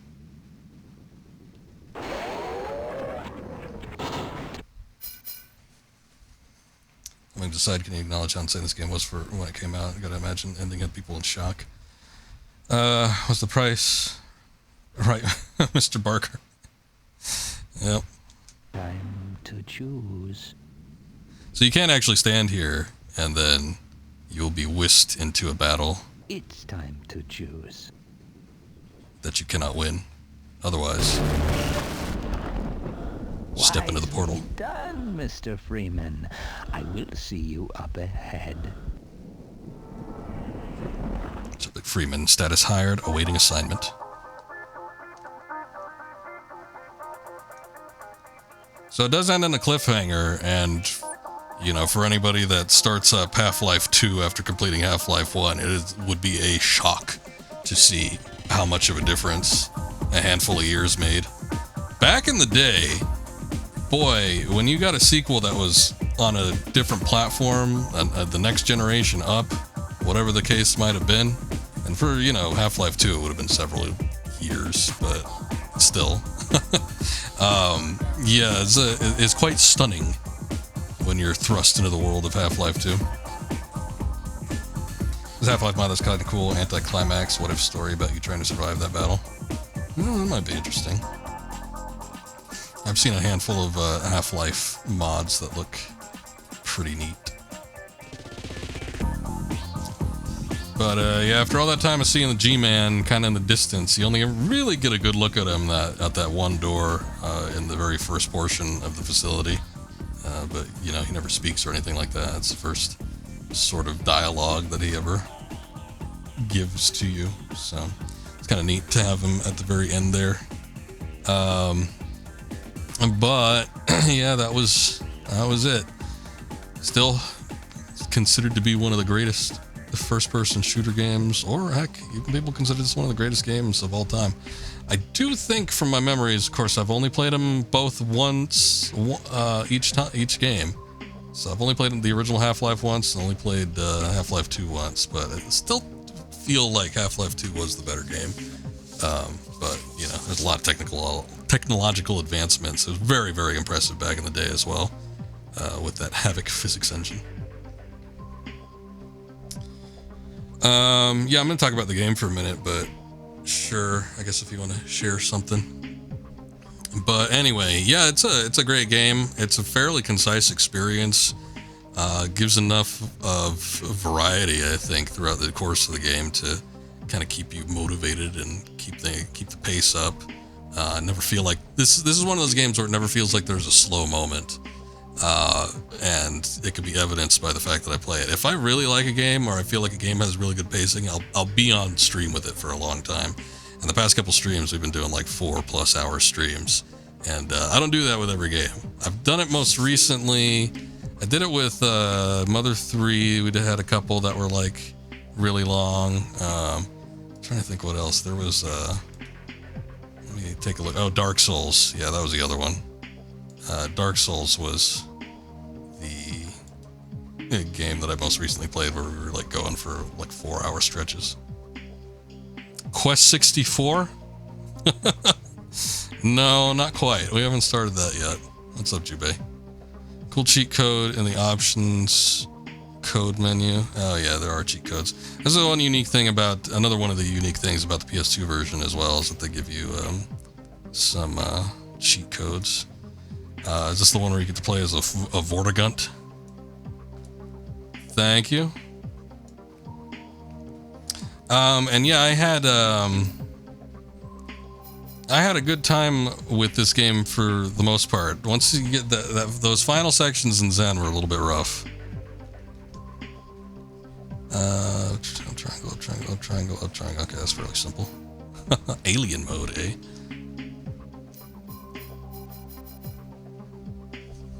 I'm thinking about it. What's up, One Fried Toast? Welcome in. This is the PS2 version of the game, so I can't do it from here.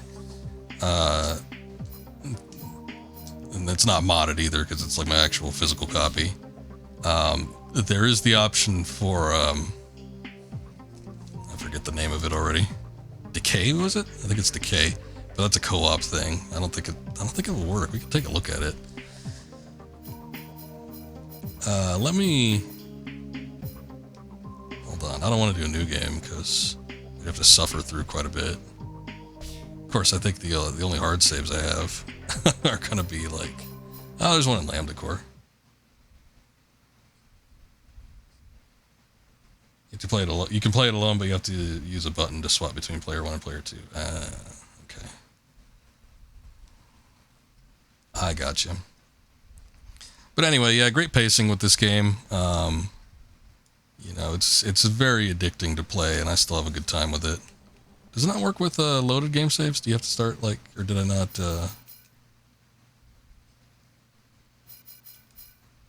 I not activate it? Doesn't work on old saves. Okay, shit. Damn it. All right.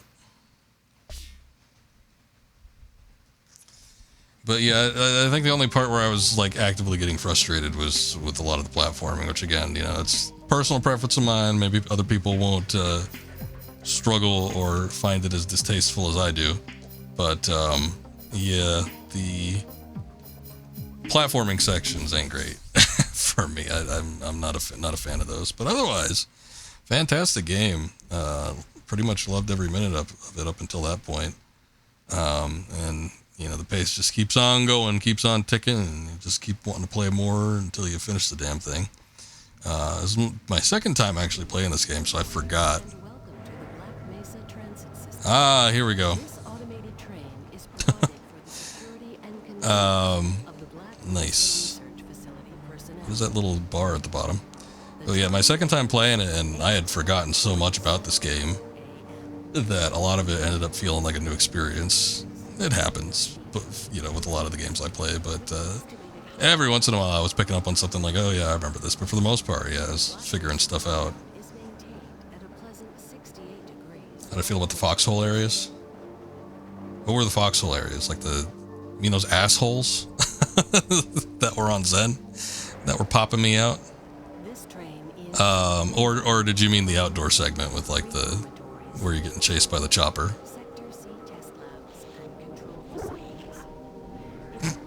It says the Vortigaunt, little dialogue there. What's unique, I think, with this game, I haven't played every first-person shooter that was around this time, but I remember a lot of the first-person shooters that I did play around this time. You know, there's a lot of Doom clones and stuff like that, but it was pretty much like running and gunning. Now, speaking of Doom, I mean, Doom kind of introduced the concept, I would think, since, you know, they were pretty much the forerunners of the first-person shooter genre. You know, there was Wolfenstein 3D before that, but it was first full-on, you know, variety experience. There were puzzles and stuff with Doom, but one of the unique things I feel like with Half-Life in particular is the fact that it kind of incorporates these sort of puzzles into the game. Makes the gameplay a lot more interesting when you have to like figure out things or figure out how to approach certain enemies or get through certain areas, as opposed to just going through a million enemies and shooting at everything. Mark of any good first-person shooter as well is, you know, how the variety of your weapons, how you utilize them, and this has a good chunk of weapons in it, and you know, there's a good portion of enemies that are weaker against certain types than others, and you kind of strategize in that sense as well. I always appreciate that with a first-person shooter game, where everything just feels interchangeable. Place where you had to get the rocket launchers. Colors are giving you a headache? They're not that bad. It's a little washed out a bit, but there's a lot of brown and stuff. I think it's mostly the texture work and the repeated patterns that kind of look a little more not so great. But those spots are few and far between. It's mostly the outdoor areas in Zen, I think.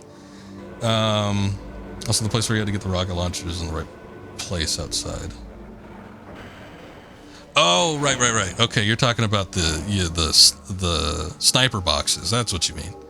Okay. Yeah, those sucked, but at the very least, there wasn't too many of them. It was just a handful of areas. I mean, it wasn't fun, but it's kind of interesting trying to find out different techniques to try and take them down. Like I was trying to take that one out with a rocket launcher from super long range. The only thing that sucks about those enemies is that they have a very, very particular hitbox. It's like you have to hit it in a very specific spot in order for it to die. Otherwise, it's just going to keep shooting at you, and that's a pain. But, I mean, even that, I don't consider that as frustrating if it's just like a single enemy. That's just me trying to figure stuff out. The frustrating stuff, yeah, definitely was the segments on Zen. Also, Doom was the first real FPS to you. Half-Life kind of feels like the first modern one. Yeah, I could see that. I mean, this is pretty early. Again, a lot of the first-person shooters around this time. There's a handful here and there. I don't remember when Alien vs. Predator the original came out, but that might have even been like 1999 or 2000 or something like that. But yeah, this is probably the first one where it's like I don't know. It kind of makes up a modern first-person shooter, like single-player video game experience, and not a modern first-person shooter like a Call of Duty where it's more geared towards online and it's mostly about like, you know, mowing down enemies once again, but something where it actually has a little bit more depth to it. But yeah, Half-Life was probably that. I still think that Doom kind of incorporates that, but you know, with the limitations and everything and how those games were, it wasn't as in-depth as something like Half-Life would go on to be. You're an Unreal Tournament kid. I got you. I mean, there was so much that they were doing at the time that just kind of defined the first-person shooter as a genre. You know, whether it was Doom or Quake or, you know, any of the sequels that they would spin off to that afterwards. Yeah, story-based, story-driven FPS is real nice. Also, yeah, this is the Vortigaunt. I didn't want to start. You can't like reload an old save, I guess, and have the code applied. I kind of wanted to give this a test, you know, in action and see what we could do. And I complained about this when I started the game, but the introduction to the original Half-Life is so goddamn long without you really doing anything that this wasn't like my preferred way to experience this.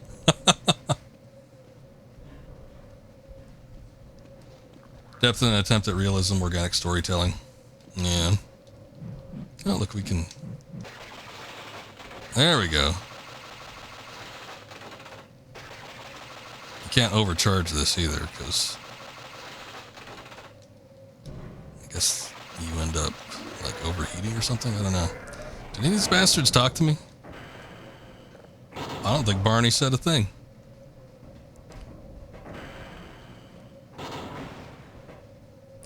There were plenty of games that had like the silent protagonist as well, but I always felt like Half-Life and Half-Life 2 were sort of the games that, I don't know, like put more attention towards the fact that your protagonist doesn't talk.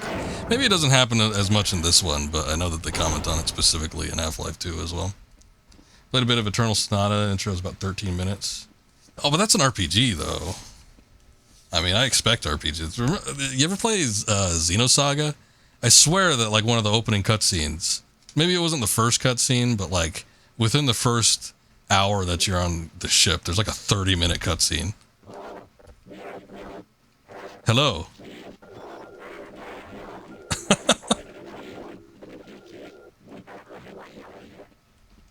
Oh, okay, that's them. I thought I was doing that. They don't seem to be too perturbed about my my presence.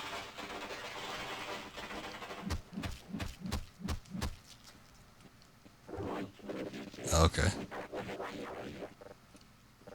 Do something about it, Barney.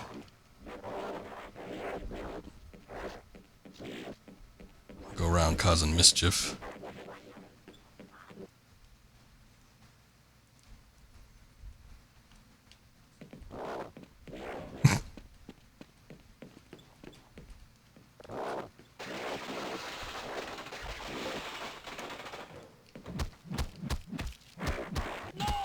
Oh, you can actually kill people.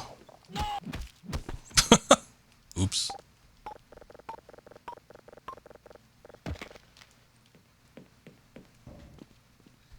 Hell chargers hurt you. There's one in the restroom, I think. To wear these ridiculous ties.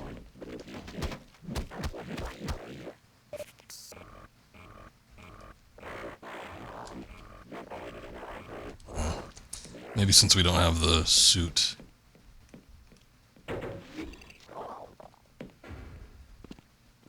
Has the suit changed any? Oh god. No, I think it's the same. Oh, we got like gauntlets on though. He actually put the suit on.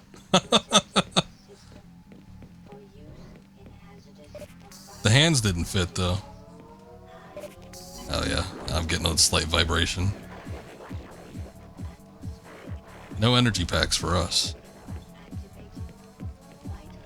See, this is where they made the mistake. The resonance cascade didn't happen because of Freeman. It was the temp guy that they got in here. The Vortigaunt.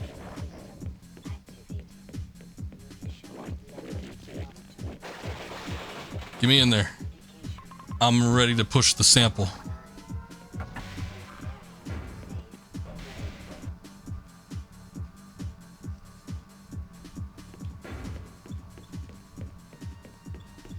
They were there before? Oh, that's weird.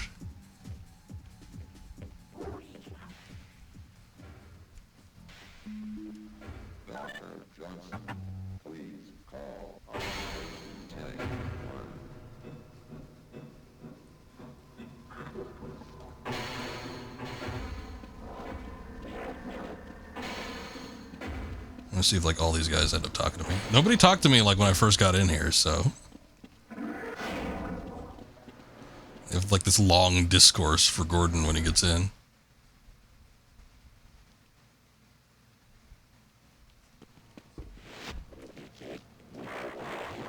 Oh god.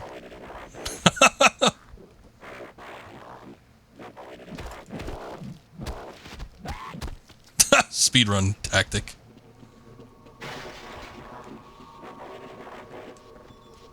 I don't have time for this. Just kill everybody and get me to the sample.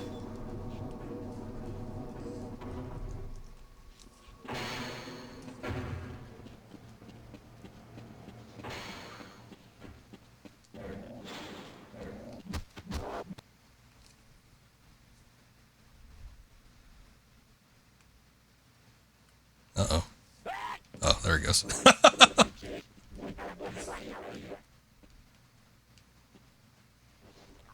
Even though the alien mode ends after the teleporter and lambda core.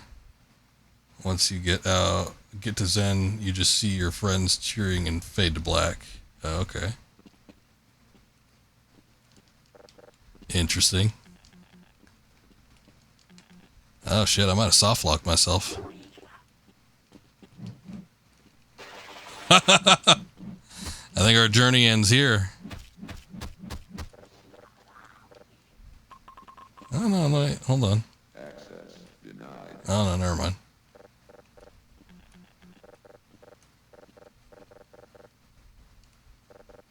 Access denied. What do you mean access denied? My singular eye isn't good enough for you? Ouija!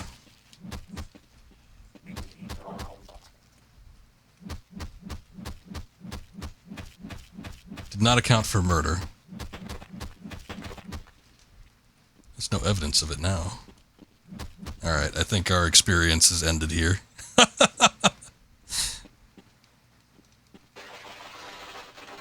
Oh, well. Well, it was interesting while it lasted. I'm sure there's not too much difference, and I'm, you know, for the most part. I'm not going to be playing all the way back to Zen. That's absolutely ridiculous. But still, you get the picture. But it is something that I think is only unique to the PS2 mode. I don't think this was ever like anything you can unlock in the PC version. Let me see something real quick. Fucking thing sucks! I know. They should have accounted for me killing every scientist in the area. Okay, so there are... No, that's not the PS2 version. PS2 cheat codes. Zen gravity, invulnerability, infinite ammo, invisibility, slow motion, alien mode, which is what we got in the extras menu. What is the extras menu?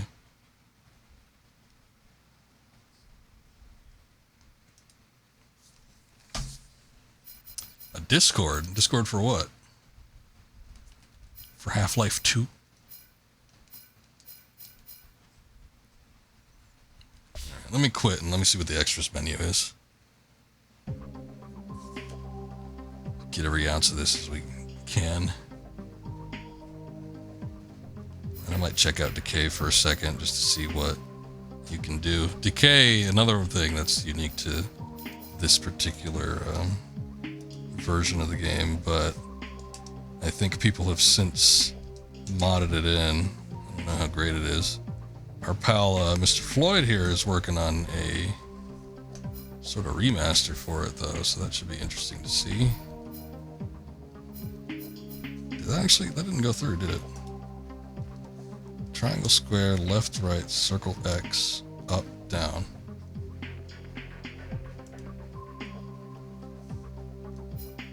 Extras menu, okay. Oh, well. There it is.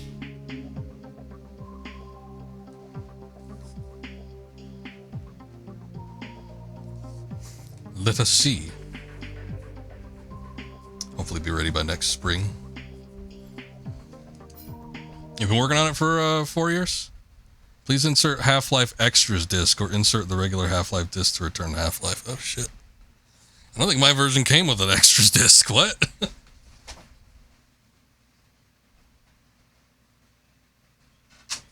That must have been a, I don't know, special edition or something like that. Well, that sucks. Damn thing.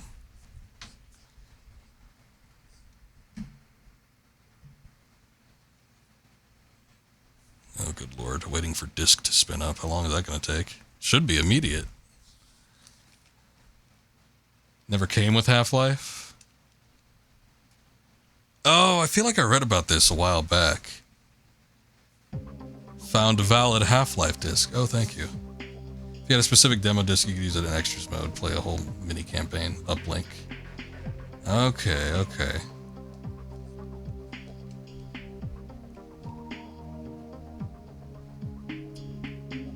Well, I'm assuming that's where you get the code from, because I can't see as why they would include it.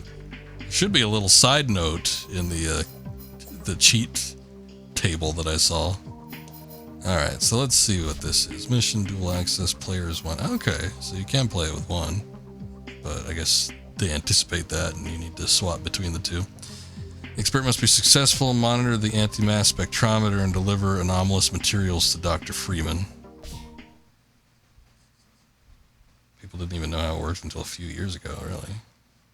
So was the demo disc had to have been produced, though. I assume that people that got the demo disc knew how it worked.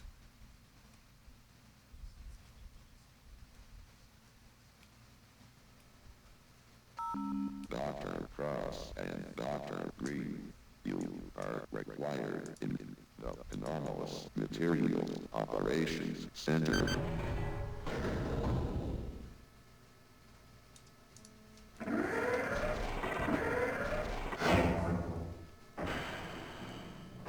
Good morning, Doctor. Doctor, looks like you two are right on time today. I'm afraid there's been some trouble with the system, so you may have been deleted from the security database. I'm seeing double here. If you follow me to the door, I can get you inside where you can straighten Oh, there she is. There's the other doctor. I forget their names. Dr. something and Dr. something else. The big guy was pretty excited when he came in earlier. He was talking about the new guy, Dr. Freeman. I just hope everything goes well today. Lacquered chopsticks. All right, this should only take a second. This was never marked as having it, so there were plans to actually release DLC expansions for Half-Life on PS2. There you go. See you after the experiment. Good morning. They're waiting for you in the control room. Too much talking going on. This is kind of odd, though. I mean, I get it. But it would have been nice if you didn't have to, like, switch between two They characters. should be able to get you back into the security database in the next room. Slick suits, though.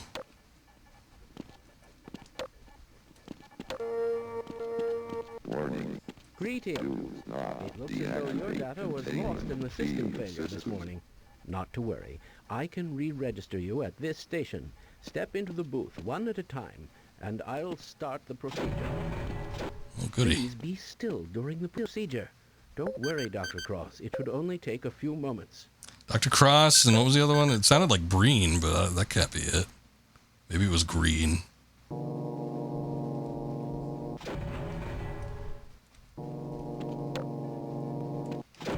Please don't move while I scan for re-registration into the security database. It will be over before Yeah, you know I it, figured. Dr. Green. Okay, well, that was more clear. I heard Een earlier.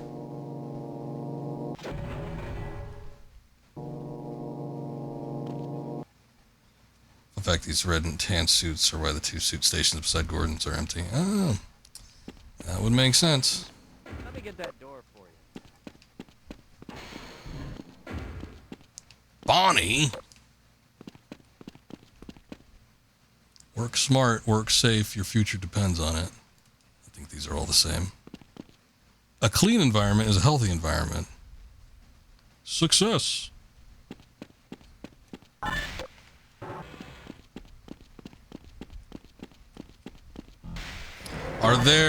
Is there any, like, new weapons or, you know, new gameplay outside of tandem play? Because obviously when you're playing this with the second person, there's going to be, you know, like, split screen. Nothing like that? Okay. I mean, it's a new experience, new missions. Obviously there's kind of new level stuff here. Even though these are probably likely, I mean, most of this is reused assets, but still. This looks a little different. Nice little tunnel here. Okay, yeah, no new enemies or anything either. Alright. Well, I mean, I guess you can't expect a whole lot. It's impressive that, you know, there's a little expansion on a CD-ROM disc. Hello, doctors. It's nice to see someone is on time today. Oh, look, there is a new model. This guy. Late. Again. Honestly, I do not understand what Kleiner sees in that boy. Anyway. Oh, hey, and he dropped the name Kleiner. When Dr. Freeman is ready upstairs, they'll want to begin the experiment, so you'll need to retrieve the sample, Dr. Cross. And I'll let Dr. Green into the test chamber. Dr. Keller. Hello, Dr. Rosenberg. We're sort of in the middle of something right now. So I've been talking to Harold. He seems to be under the impression that you're planning on running the anti-mass spectrometer at greater than 90%.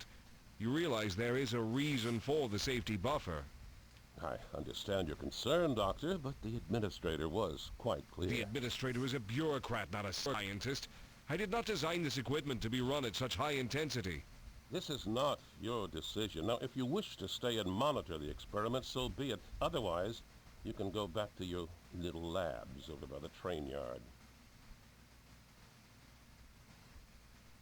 Dr. Cross, the sample storage area is through the door here. And Dr. Green, we need you in the test chamber. We'll monitor the experiment from here. The anti-mass spectrometer. That's what it is. Very scientific. Also, fun fact, Kleiner is first mentioned in Half-Life 1's manual. The wheelchair guy was meant to be named Kleiner as a nod, but then Valve stopped them since Kleiner was going to be a character for Half-Life 2. Alright. Fascinating. It's good to see you. What the hell are you doing in there? If you would be so kind as to push the sample into the lift, we can start the experiment. Those are like those big Australian beers. What is this? I don't have a flashlight, but I've got kill-death ratio.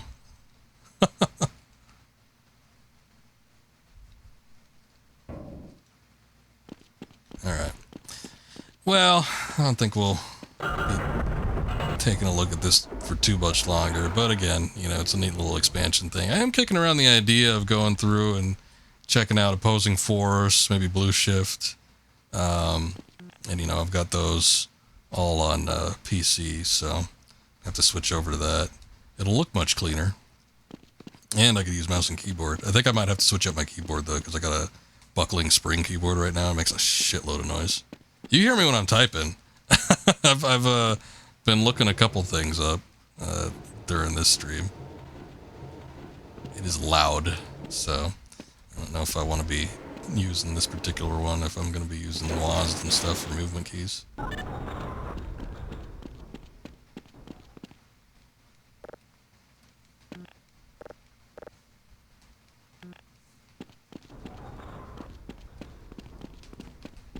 If you want to link it, that's fine. We can click on it at our leisure.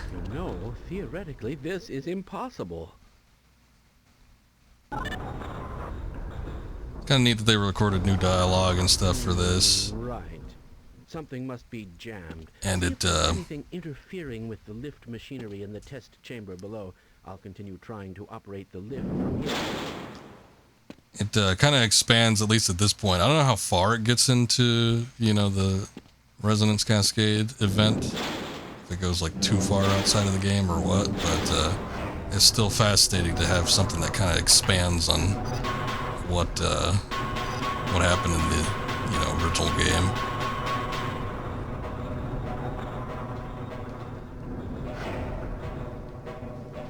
I'm guessing beating those gears with a crowbar probably isn't helping things.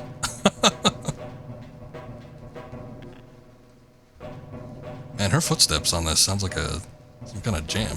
Sounds like, what am I thinking of? Like a Wham or something. A bunch of people beat on garbage cans. Now we got a control player too at this point. I gotcha. Alright, well, yeah, I wasn't really prepared to play this or anything. I just kind of wanted to take a quick look at it. I think we got, I mean, you know, a good sense of what it's going to be. But, yeah, I don't know. This wasn't, I don't think I want to play like a campaign also where I'm just like switching between. Maybe if I was doing it on my own time or something, but I don't know. I don't think I want to stream it. It'd be nice if I had someone to play it with. Haven't done a co-op stream in a long time. Of course, they would physically need to be in the room with me, and then that just wouldn't be possible. But still, it's pretty brutal. That's why you're making a proper one-player version. Okay, well that'll be nice. So, got that to look forward to. But yeah, still, I think that'll be it for the Half-Life PlayStation 2 port. It was a fun experience, even if it was, you know, a little bit harder playing on the controller and everything. And I know you can plug in a mouse and keyboard, but I bet you, like, most people weren't doing that back in the day. So we had to give it the proper controller shake and everything. But yeah, great game. Been meaning to play it, or on stream at least, for a while now, and finally glad I was able to do it and do kind of a unique version at that. A lot of people come in here like, oh, I didn't even know this existed, so it's kind of cool. Whether or not I go back, I might. Maybe I'll do it next week if I decide to do it. Again, I did want to start up another game, so we'll probably be looking at that next week, a new game. Tomorrow we got to do Quest 64 though, which blame Akuma Kid for that one, for redeeming his points for that, so. Oh yeah. That's how it goes, I know. It's one of those things. I'm a slave to the people. But maybe I'll have something else. We'll only check it out for a couple hours or something like that, and I'll have something else on standby, perhaps. I don't know. Who knows? I might end up loving the game. I didn't for the first 15 minutes I played it, and then never played it again. But, you know, I own it and everything, so. But yeah, I'll be back tomorrow with that. We'll check it out, and potentially something else too, who knows. But cool stuff. We might do some more Half-Life. I am really in the mood to do Half-Life 2 as well. So I might end up doing that sooner than later. Because it's been longer since I played Half-Life 2 than it has since I played Half-Life, and it's been like 10 plus years since I played the original Half-Life. So who knows? But thank you guys, appreciate you. Thank you, Jubei. Everybody, Mr. Floyd, thank you for the conversation and the help. Everybody else, you guys are awesome. Thanks for watching. I got Scoob streaming here. He's doing what I think is still my game of the year for this year so far. He's doing a little Stellar Blade, so I think I'm going to raid him. Let's go check him out. But thank you guys. Thank you, Floyd. And hopefully we'll see we'll see you tomorrow. Maybe you might not want to come for that one. I don't know. It should be an interesting experience at the very least, but we will be doing some Quest 64 tomorrow. And then potentially more Half-Life related things next week, and I do want to start a new game as well, so we'll be looking at some new stuff. Thank you, Chuckin. You have a good rest of your day or evening as well. I appreciate you. And everybody else, you guys are awesome. So hope to see you next stream. Until then, take care. See ya.